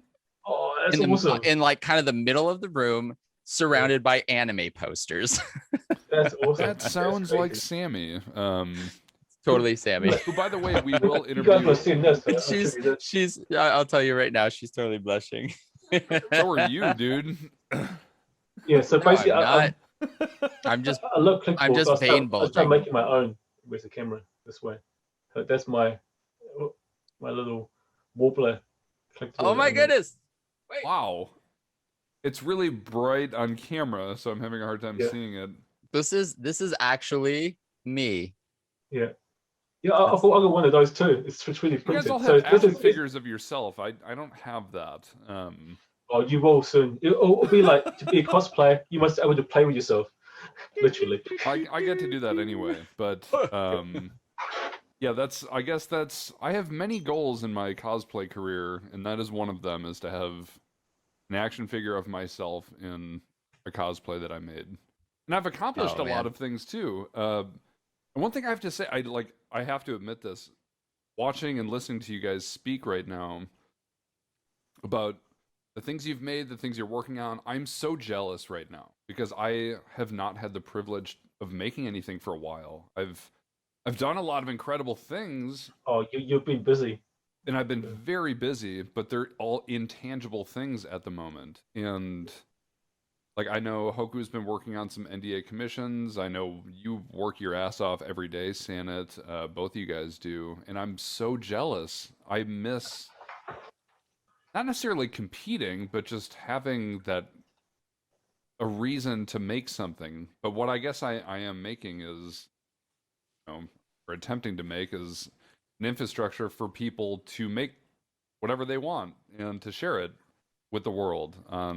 You're doing the long-term goal. You're definitely working into that. Hopefully at some point it'll kind of run itself, and then I can just play and make stuff, along with everyone else. That's my goal, is for when cons open back up and we have ultimate cosplay booths, I can just have little, 1 month con crunch periods and show up and play and hang out with you guys. Yeah, man. I mean, like, as I say, like, this is a hobby. Cosplay for me is still a hobby. I mean, I'm trying to keep it as much as a hobby as I can. It's fun. I told you before, my whole goal in life is just to have fun. If I enjoy it, I'll keep on doing it. Easy as that. That's only one reason. As long as I enjoy it, I'll keep on doing it. Yeah. All right. So easier said than done, right? Sometimes you get a project that you don't enjoy, but you still do a good job, right? Oh, that's why I don't do commissions. Not really. I don't stop doing commissions a while ago too. Oh, so goodness. I get it for sure. Goodness. All right. Well, you were about to say something. I've got 2 remaining questions that I'm really interested to hear your answer. So the first one is, what is the strangest, most bizarre thing you've experienced at a convention? And where was that convention? I have to say Dragon Con. That's a good one. I'm not surprised. So after I walked half an hour in my dwarf costume to Dragon Con, I managed to find an area where this aircon was kind of blowing, so I stood in front of it. And I stood there for about 5 minutes. These 2 guys, bald head, long beard, leather jacket, kilts, walked up towards me, both of them. And I thought they're going to beat me up, seriously. I had my dwarf costume, my big beard on. And they came up to me. They stopped, looked at my costume up and down, and went, "Oh my God, I love your costume. It's so great." And I almost lost it. I didn't laugh. I was slow. I had my ex. I was very much to act like this. Oh, you're going to go, bro. Let's go. I'm ready for this. Please tell me you were just like, "No, I'm not. What are you doing over here?" And my ex. So you thought you were going to get your ass kicked, and that's okay. That's pretty good, especially for Dragon Con, because Dragon Con's a con where a group of cosplayers take over all of downtown Atlanta, but there's you're downtown, there's just a bunch of random people that aren't part of Dragon Con, and you don't know what happens between the hotels in the middle of the streets and stuff like that. You know what? Really quick for those of you that have not been to Dragon Con, it is a gigantic party. It is there's a lot of alcohol. There's a lot of just madness going on, and it is a tremendous amount of fun. And 24 hours a day, you can get pizza. So right, it's also the convention is fantastic, though, right? It's not at a convention center. It takes over 6 major, and actually it's more than 6, but 6 major hotel, giant skyscraper size hotels downtown in Atlanta. So you're the con is just between all these hotel lobbies and you know, panel rooms, and it's just a party that takes over all of downtown. Right. Which is a blast. And Hoku, if you were to ask me the question, what's your crazy experience? I was going to actually say, what is I yours, can't even Todd? say it on camera. It happened at DragonCon. What is your NSFW or your safe for work most bizarre Do experience? I have a safer work? Yeah, my top 3 are all not safe for podcasts. I'm so upset we haven't got a Dragon Con together. I am too, actually. And what was it, last year? I'd love to go to that DragonCon. I was supposed to go, but TNT ended up moving, and I had to stick around and help them move. But I was gonna room with Evil Ted, and then he had to cancel too. But yeah, I was really looking forward to that. Because Ted is hilarious to stay in a hotel room with. But I'll have to think of some safer work con stories. All right. For next time. It might have been. I could say one when I met Solo Roboto. Where no, it wasn't about the stripper pole TNT. It was that one's safer work because I was wearing my clothes, but I did do a routine on a robotic stripper pole. One of the guys from BattleBots made a robotic stripper pole that he would drive around, and it had lights and all that stuff. It's literally got like plexiglass, like lighted floor cubes and stuff. So I was doing a routine on it, and I was like clapping my heels together in my sequins pants, and like that was fun. But no, I think I was on an elevator just packed to the brim because that's how they are at the Marriott, and there was a guy that was just wearing a loincloth and a giant lit up blue wig that was cosplaying Hades from the Hercules Disney cartoon movie. And he was as tall as you. And he was a little bit taller than me, but his wig was huge. But he was just wearing this blue wig and a just very thin loincloth. And I mean, just total stud, right? Just tall, you know, handsome as hell, whatever. And he looks at me, and I was just like, all right, there's a naked dude here. And he looks at me and he's like, talk? And I was like, yeah, who are you? And I, put my hand out, and he goes, Solar Roboto. And I was like, I've known... Oh, serious? I've known him for, like, I hung out with him at TwitchCon when Hoku won, and I didn't recognize him for some reason. But anyway, he recognized me. Yeah. Oh, man. I think the same thing happened with Core Geek and with Beer Money, Gary, where they recognized me before I recognized them because they'd seen my stream or something. Beer Money is just like that, though. Oh, that guy is... I met him. You can tell he's crazy in a good way. He's great, though. And he's doing super great. He's been quite quiet lately. It's good. What was that? He's been quite quiet lately. But he ended up going to work for Thingergy with Frank Ippolito, and then he does the oh gosh, what's that funny silly space show with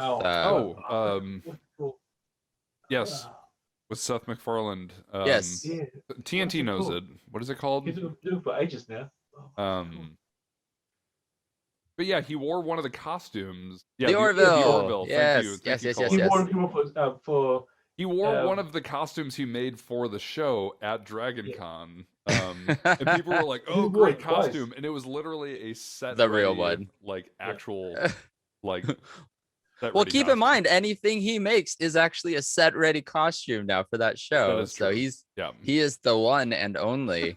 But so it's like 2:30, 3 o'clock in the morning at San Diego Comic-Con, and we're walking to what is it, the Hilton, the one that's all alone down in San Diego, and I just hear this, yo, Hoku Props, and I'm like, what the heck? It's 3 a.m. Who is this? And it was Beer Money Props, and we sat there and had a conversation, and it was a match made in heaven. I love that guy. He's great. He really is. I miss him a lot. I tremendously miss him. I hope, Gary, if you ever hear this, just know we miss you. Yeah, and we love you. We love you lots. But yeah, and it's. I have to say, and actually, I was thinking about this yesterday, and then my boss made a post on Facebook earlier about it.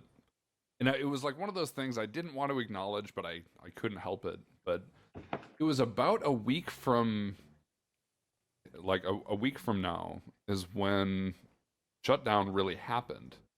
And it's kind Yep. of a sad anniversary to think about because we've all had a year's worth of looking back at, last year's photos and stuff. And we have to admit to ourselves right now, and, Santa, you're in kind of a different boat because New Zealand's not quite at risk like the way the rest of the world is. But a lot of us here have to admit that it's been a full year since we've been able to do the kinds of things that we're talking about.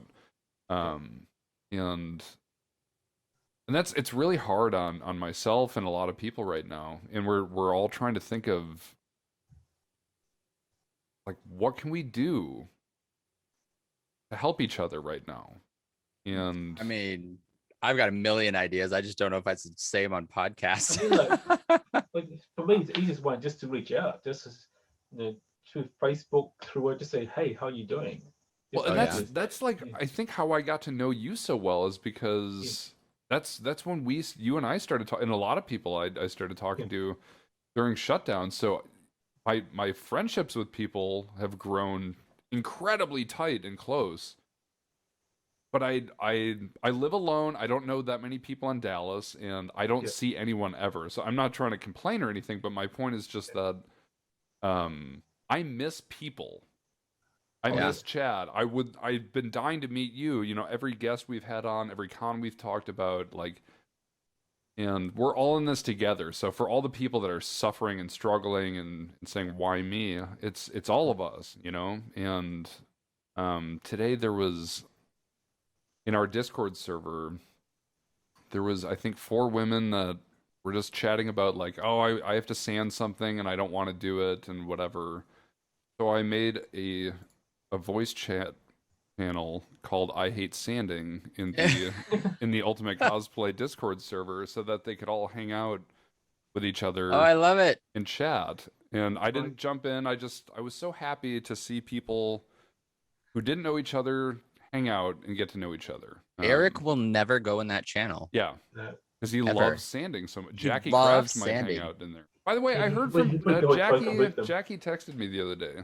Oh, Yeah, good. same, How's really she good. doing? She's doing amazing, and she just kind of said, "I've been off the grid for a while, and I miss my peeps." So it was great to hear from her. Good. But Yes, she's doing well. So cheers to Okay. Jackie, who is Cheers to if you- Jackie. if you don't know Jackie, she was one of our judges last year. Good to see her back making videos again. It's awesome. Oh, is she making videos again? Oh Yeah, man. just stories on Instagram. Oh, right. Yeah.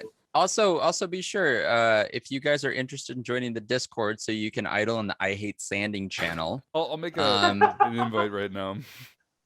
Oh no, I've got a command. Boom. Oh, you do? Okay, perfect. Discord. Yes, join the Discord, please. But so I many. think that's the Ultimate Cosplay and not mine. Yeah, I'm pretty sure. If someone's I updated 2 people just joined. Like, oh no, that was a while ago. Whatever. Womp womp. We'll see what happens. It's also on a timer, so we should be pretty good. But man, that's Alright, so, awesome.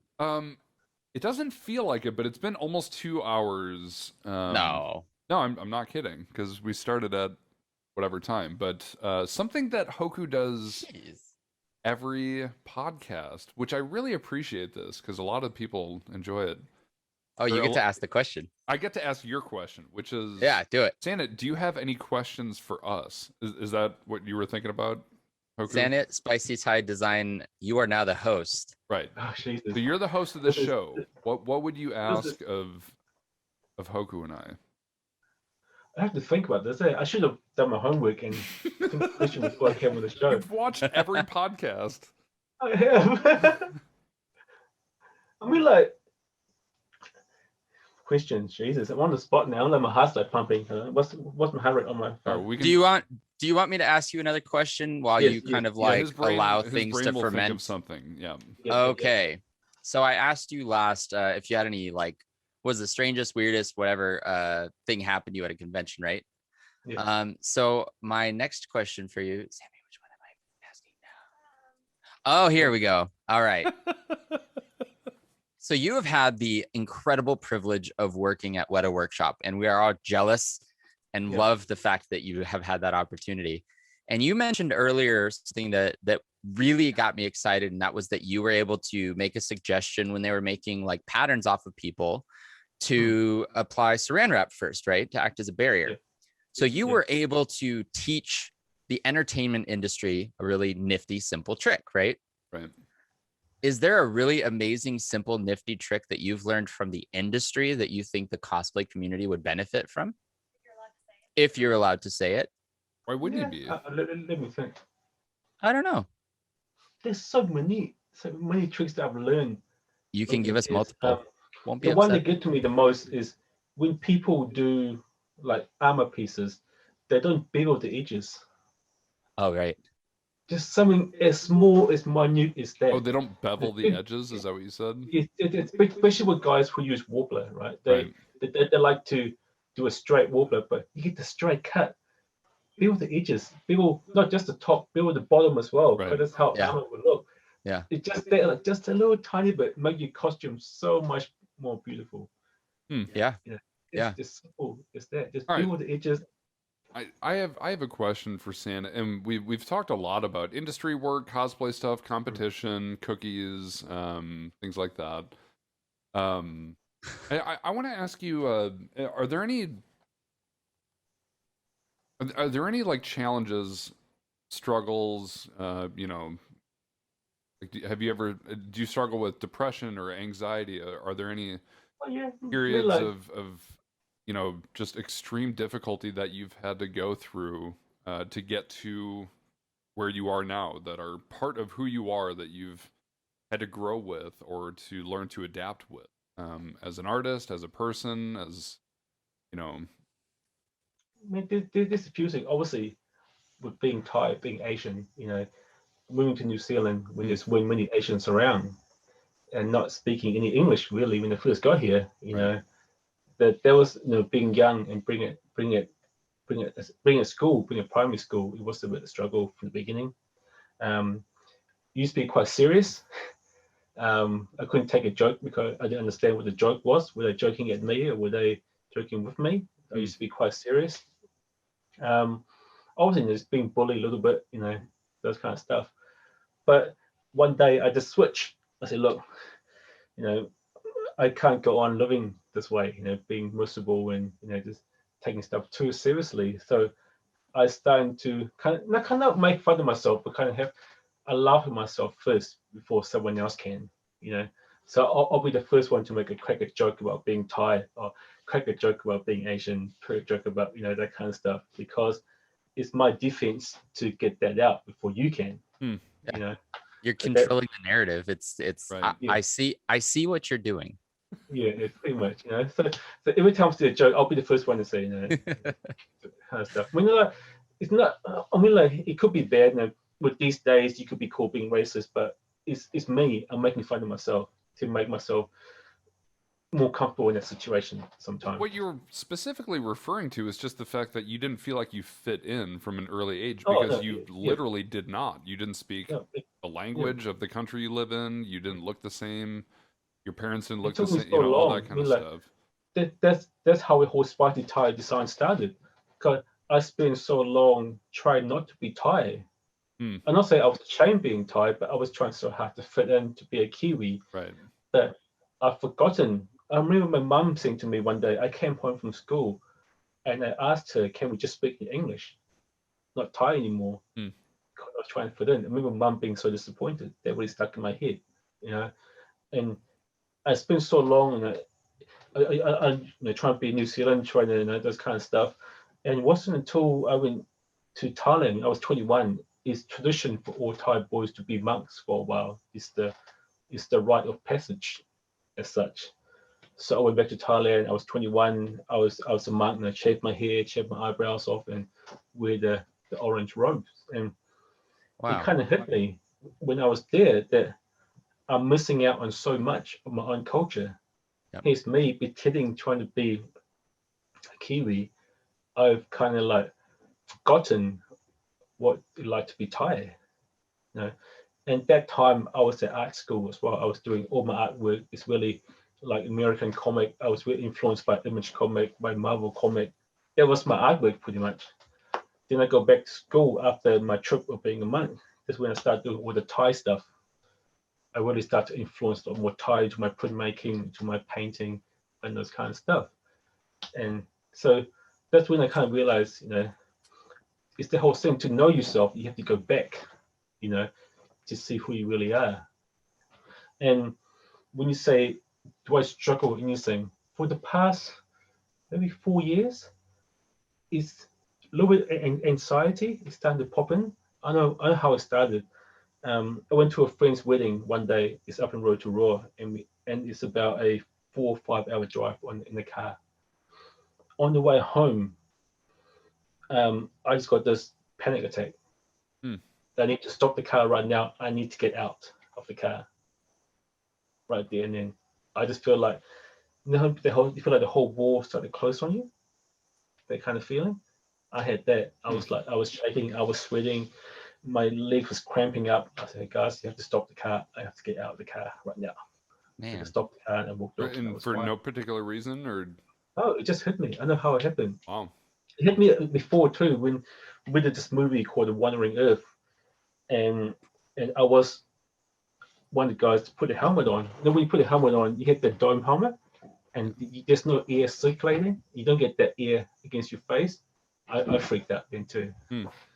So it's kind of like, so it's really, so that happened for about 2 or 3 years. It's getting better now, but at times I'll be in the car, especially when I'm really tired.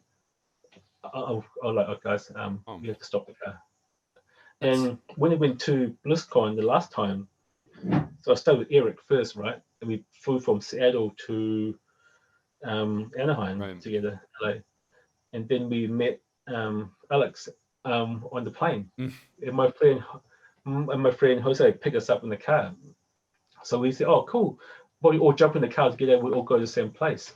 So in the back of the seat, it was Eric and Alex, who is both huge. There's me in the middle, driving in LA. And I go, what am I doing here? Why do I have a panic attack right now? It's me squished between these two big guys, and we cannot stop the car in the middle of the highway in LA. Lucky enough, I had a little episode, just a tiny bit. So I put my feet pretty much right through the car, and I was kind of fine. But I was like, oh my God, if I have a panic attack right now, I would be screwed. Yeah. But that's a little thing that I've kind of like start to struggle with every now and then. It's been better. I've gone back to my like the meditation. Being a monk, you taught meditation. So when I get there, I kind of like slow down my breathing and kind of just relax a little bit. But from time to time, it does pop up, and it's really bad. It'll just pop up in the most random place. I really appreciate you sharing that. No, that's very. It's admirable that you're sharing something as vulnerable as you just did, because a lot of us struggle with things like that, which is completely out of all of our control. And there are things we can do to help. Nowhere. But you see, when I'm flying as well, when I'm flying, I must sit in the aisle seat. I cannot sit in the middle or in the window seat, because it's weird enough when the plane is taxiing, I get it. When it's flying, I'm sweet. Once on the tarmac, I remember once I flew from Brisbane back to Wellington. It was 3 hours. It was the worst 3 hours of my life. Oh man! Like, I need to get out. I need to get up. Well, I asked you a question, not realizing how deep that was going to go, and with everything you just said, like, those challenges are significant. Everything from when you were a child all the way through what you're talking about more recently. I mean, that's very significant, and I hope that. I haven't actually spoken with you about that stuff personally, which is funny that I'm doing it now in front of a live audience, but everybody knows. But no, I want to add something to that actually is obviously not on the podcast, but we should have a conversation sometimes. I hear you're pretty into like video calls, Sanit, because did my camera just your camera froze, but I can hear you. Okay, I'm just going to shut it off for a second, but keep talking, right? Yeah. So one of the things with the loss of my left eye is actually I'm very uncomfortable on that side, as you can imagine, right? Yeah. And so so there's some stuff that I've kind of like experimented with and learned over the years that make me more comfortable with that kind of spatial kind of consideration and concern. So we should talk sometime. Yeah, man, definitely. I mean, like, that's for me. That's why the whole since the pandemic, I really enjoy. Hey, let's have a chat, even just for like a quick 10 minutes chat. Because when you type, it's really different from when you talk face to face. Right. You know, 'cause you can read the information in a totally different way. But when you talk face to face, you see people's face, you hear the tone of their voice. For me, it's a lot more personal that way. You know? And that's why I was so surprised but appreciative that you started reaching out to me on that level. I still don't know why you did it, but I appreciate it. I feel like I watched the end of the show last year, and you seem such a cool dude. Everyone seemed to enjoy your company. I'm like, this guy's cool. I want to get to know him as well. I'm not nearly as cool as people pretend I am, but I still appreciate that. I hope that you know, I don't buckle under the pressure of what we're trying to build this year. Hoku, how's your camera? You film yourself. You know, for me, that's what's important. Yeah. I'm gonna switch to the other input. Okay.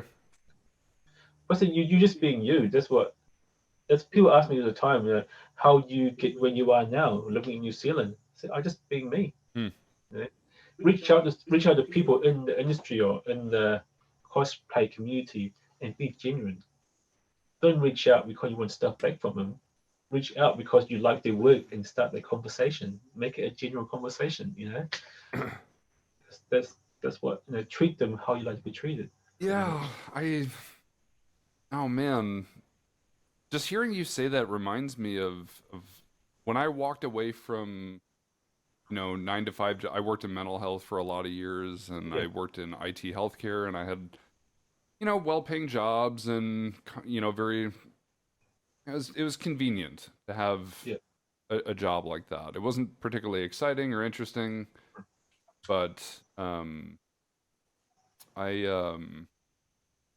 what you're talking about right now is just reminding me of why I started doing what I'm doing. I loved abandoning that and taking a risk and doing something completely different, that there was a risk of failure. I wanted some kind of challenge. I wanted to feel as well. like if I didn't work hard enough, or I wasn't passionate enough, that I could actually fail, because it's that thrill of the it was kind of thrill and scare at the same time. It wasn't necessarily a smart idea, but I did it anyway, and here I am, you know, 5 or 6 years later, doing what we're all doing right now, which is really pretty irresponsible, if I'm being honest. Hey, welcome back, Hoku. But I said before, it's the rush as well that we enjoy as creative, as cosplayers, as people who work in the industry. Yeah, it's that rush. It's for me at work. It's that rush. Okay, guys, it's 3 a.m. in the morning. We got 4 hours to get these weapons done before we go delivery. Let's smash it out. It's that rush, you know. You get that? After you're done, do you get the rush? Do you get that? I still do it. I mean, like, I'm working in a costume right now, and the punch is on. Hey guys, this is gonna leave in a day. For me, one side of me is scared. Other side's like, oh yeah, this is awesome. Let's do this. You know, it's that whole thing. You know? That's really cool. Rush. Well, it's also really exhilarating when you've got a team of people that you feel like you can rely on. You know. Well. And it's for me, it's something that I think is the difference, because I actually, that's one thing that's been different this year is typically with Hoku Props, we've got like 2 other guys that do a lot of work with us, Jason and Khan. And so for the last year now, it's been Sammy and I by ourselves, and Sammy has to juggle it with what she does. So it's been a lot of like solo work, and man, it's so much funner to work together on projects with other people that get just excited. You feed off of the energy. So that's actually something that I've always been interested in trying to help develop more of, is getting people active in like a craft session, you know, a couple of times a week. I'm hoping that we can start that up actually on our Discord, where like we all just hop in video chat and make noise and talk about how much we hate sanding, except for Eric. Right. So Eric, we can invite Eric to teach us how to not hate sanding. Please do. Well, Yeah, like, that would be good. But no, look, those, funny you said that. I've been into standing hell for like the last month. I wish I could hate sanding with everyone right now, because like I said, like it's everything I'm doing, in my opinion, is important. You know, setting up websites and like organizing the podcast and setting up a shop, because it's something that I believe in. You know, I believe that there's a need for unification of cosplayers on a global level, and I'm so happy to have the legitimacy of, you know, such talented artists, such amazing sponsors, you know, being able to write books, like being approved. Like, I'm gonna be a fucking author. Like, still who the blowing my hell? mind, If someone writing a would, book. that's crazy. And I'm gonna be an author with Hoku's name on the cover, and that's so special to me. But yes, Look. I do miss hating sanding right now. Like, part of mean, me like- wants to just trade all of this stuff for just complaining about will say, ConCrunch, you will or, you know, bitching about how much it costs to go to C2E2, or just something like that. Yeah, I don't know, whatever. But I'm feeling very grateful. Something about your presence, Sanit, is you're so humble. Soothing. Yeah, like Soothing. I get I just enjoy life, such man. a wonderful feeling. Life is too short not to enjoy it. You know, Right. I think that's something that a lot of the people involved with the competition tend to be about, which is enjoying the things in life that we have the opportunity to enjoy. So that's awesome. Which for me, I feel so lucky to be where I am. You know, like able to work with is from. I know people out there who will give their firstborn child to be where I am, and I feel that, and I feel like every day I'm at work, I always have to prove myself. I deserve to be there. Yep. And, you know, so because I have to prove myself for work. Cause I could get fired any day. You know, cause I'm a contractor, and to prove myself, because I know the people who want to be there but can't be there. So I'm privileged to be there, and I should, you know, treat it that way. That's awesome. Sure. Okay, have you thought of any questions you want to ask? I have. Oh, you have? It's quite a basic generic one, but it should be a good one. I'm excited. If you guys get given unlimited budget or resource. Oh, we asked Stella this question. Oh, I'm listening. Go on. What would you do with unlimited resource? Unlimited. Like, as in, like, what open, costume open would I checkbook. make, or what would I do? What would you do? Make or do? Will you like make a movie? Will you make a real life rocket ship? I don't know, whatever. Oh, I know what I'm going to say. So Go ahead. Okay. I would just completely fund all of the goals that Ultimate Cosplay has. Seriously, no, like, because our goals are to write books, go to conventions, do tutorials, do collaborations, do live conventions and contests, do more virtual stuff. That's what I would do, and I would pay all of our judges and talent and admin very well, what they actually deserve, which a lot of cons don't do that. So that's what I would do, because this community, you know, there's a reason I abandoned the safety of, you know, the 9-to-5 jobs that I had, and it's because of the people I met in the world of, you know, prop makers and costume makers and cosplay in general. There's a very good reason, and I want to give back to that community as much as I could. So if I had a blank check, I would dump it all into our new Ultimate Cosplay bank account, and I would use it to take care of our people and to have some fun. A private jet as well with the logo in the back of it. Oh, hell jet. Yeah! Ultimate Cosplay Airlines. Oh, do a cruise ship. We should have a convention on a cruise ship. Yeah, we could have a whole like cruise convention. That would be. There have been those. That'd be crazy. That'd be Dragon Con times 10. Yeah, they have had a couple of cosplay cruises. No it's pretty way. Cool. Okay. Oh yeah. So yeah, that's what I would do. Hoku, what do you got? It's funny because I think our answers have some common ground or commonality. Um, I would love, with unlimited resources, to create an environment, a digital environment online, through the brand or umbrella of Ultimate Cosplay, where we are able to produce an online interactive environment similar to a convention, that has panels, that has information available, has video tutorials, it has Q&A. Not only that, though, I want to create a structured education system in which people can actually like sign up for classes and you have an instructor, kind of like what you have going on with the distance learning in college systems right now. Where you've got an instructor like myself, for example. Like, I really want to teach a bunch of whether it's cosplayers or artists, for example, how to do a specific task. I've spoken with friends like my buddy Zach Fisher, who's also a guest judge or an honorary judge as well. He's this phenomenal artist, but he doesn't know ZBrush, and he really wants to learn 3D modeling, but he knows how to sculpt, he knows how to draw, he knows art theory, he knows color theory, he knows all of the really complicated, difficult things involved with refining your ability to create art, but he doesn't know the path. So I kind of want to be the metaphorical GPS for artists so they can learn how to, refine themselves.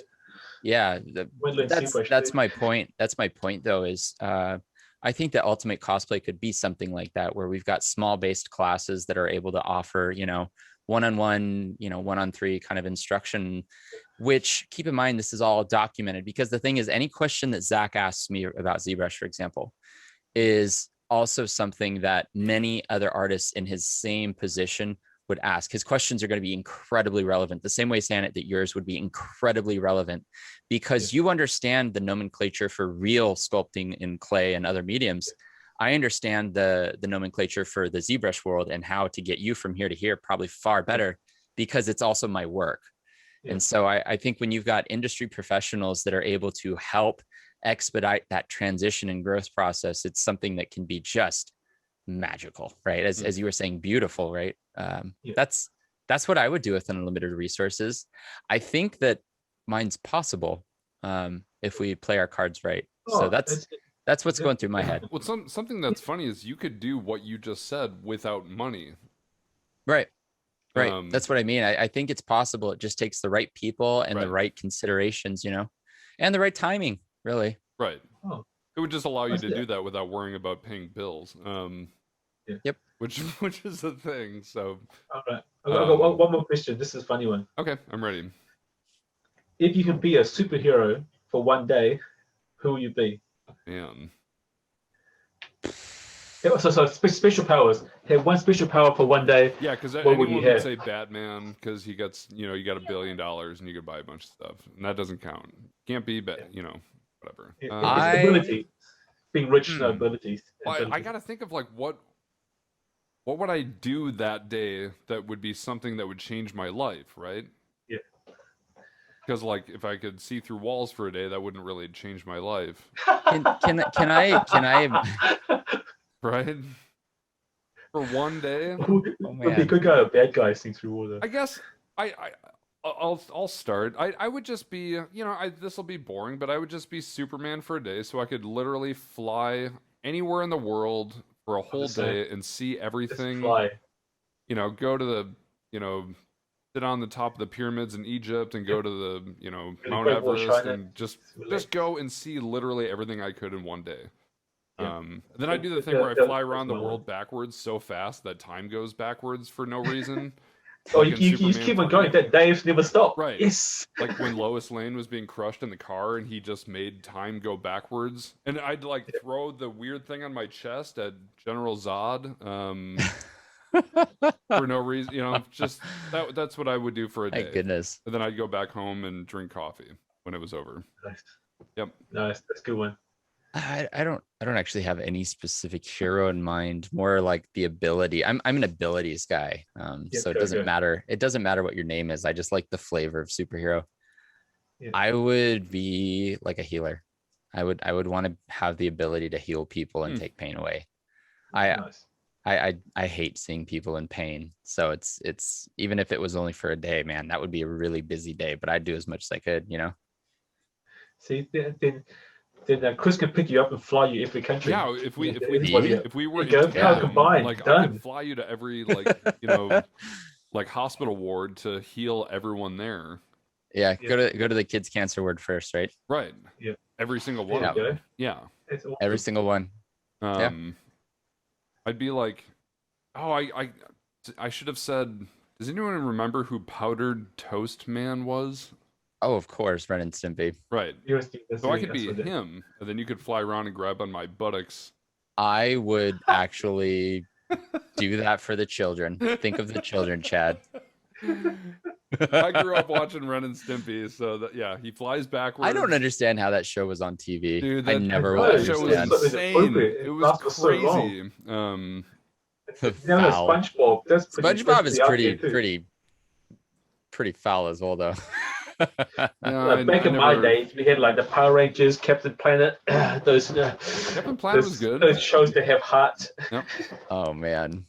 All right. Oh my goodness. Well, hey, it's been well over 2 hours, and I'd hate to be the the camp counselor that tells everyone to go to bed and turn off the lights in their bunks, but I think someone's got to do it. Sanit, all right. Before we end, is there anything that you'd like to share with the community about anything in particular? Oh, I should. So I'm doing a workshop with Silicon with Adam Savage coming up on the 13th of March. So if you guys are keen, you'll be making this with it. Are there still tickets available? Making this with me? Oh, where am I going? Sanit, are there still tickets available for that? Out the EVA foam. So yeah, so if you guys are keen, jump on there and come and join the fun. It's going to be. Where can they join this so we can make sure that anybody that wants to attend can? If you guys go to my Instagram page, I left a link in my bio. Okay. Okay, cool. All right, we'll make sure that we also post it, and I think you're also in the Discord as well. Yeah. Maybe. Yeah, feel free to share it in Discord and tag everyone. Yeah, that's cool. Yeah, use that. Man, that's really cool. That's super exciting. I think I speak for everybody in the chat, but we're all big fans of Adam Savage, so that's really cool. Yep. Make sure you tell him about the Ultimate Cosplay Championship. I bet you would get a huge kick out of it. Maybe we should. Oh man, if we could get a cameo by Adam Savage doing literally anything, that would be. That's how we know. That's how we can measure success with our show. My good friend. People can hook it up. Right, my friend Chad Hatter actually, he made King George from Hamilton, and Adam Savage just like posted a video about opening it. He's like a giddy school child. It's great. That's oh man. Yep. I was lucky to meet Adam a couple of times. He came to Weta quite a few times. And yeah. In person, he as great as he's on screen. Yep. As I said, he just being himself. You know, that's the best role model we can have for a cosplay community. You just be yourself. You know. I actually met him at. Actually, no, I didn't really meet him. It's the one. He's like my. Oh gosh, he's like a treasure goblin for me, where I can't find him. Right. Yeah. I was at a Weta workshop party at San Diego Comic-Con, and I had my LED eye in, and he just like randomly leaned like 2 inches from my face to look at it. He's like, "That looks so bizarre." And I was like, "Thank you. It's my prosthetic. I made it." He was like, "That's cool." And he turned around and kept talking. I was like, "I want to go talk to him more." And then like, I didn't want to interrupt though. And so he just disappeared. He's my treasure goblin. The first time I saw him, he was having a conversation with Conan O'Brien at Maker Faire in San Francisco. And then a year later, he was the host of TwitchCon. Oh yeah, that's right. And Going Ape Costume and I and a bunch of all of us. I got to talk to him for like 15 minutes after the show, and just say thank you for like bringing your personality to our small cosplay community, because Twitch is great, a great outlet for sharing what we do, but not all cosplayers are on Twitch or build on Twitch or watch Twitch, obviously. But he was very just thoughtful, and I thought he was going to talk really fast and be kind of this TV personality, but he was very calm and very like he listened very carefully. It was really cool. He's just genuine, really Yeah. genuine. Very genuine. Really good. He gets so excited, and he was dressed up like an admiral, and he just loves everything. That's awesome. So that's really cool. But someday, Hoku, you'll get to sit on his lap, and he'll give you no. Someday he's going to like rush up to me dressed up as a treasure goblin. He's going to be like, "Hey, I'm here." Hopefully. Hopefully, unless that happens, I don't know if it'll ever be complete. Yep. All right. Well, I've run out of questions for Santa. Anything else, I can always just call him anytime, and he always responds. I don't sleep. Sleeping is cheating. Right. That's my t-shirt. Sleeping is cheating. Yep. All right. Well, if that's the case, we're going to go ahead and end it. So without further ado, Sanit, thank you so much for being on our podcast this evening. I think I speak for everybody in chat when I say that you have imparted such incredible wisdom to us and also given us a lot of things to think about. So hopefully we have another opportunity to have a chat on the podcast later, in the future. And so, make sure you are keeping up all the amazing work that you do and posting it on social media, which if all of you guys don't know is social media, we'll post it in chat right now, but it can also, what is it? How can we find you? SpicyThai Design. SpicyThai Design. You do not have a website, but you do have social media, correct? Yep. Okay. All right. Well, thank you everybody for attending. And, if you got any questions, please feel free to ask us in the Discord, and we will catch you guys next Saturday when we have our next podcast. Bye, everyone. Thank you for watching.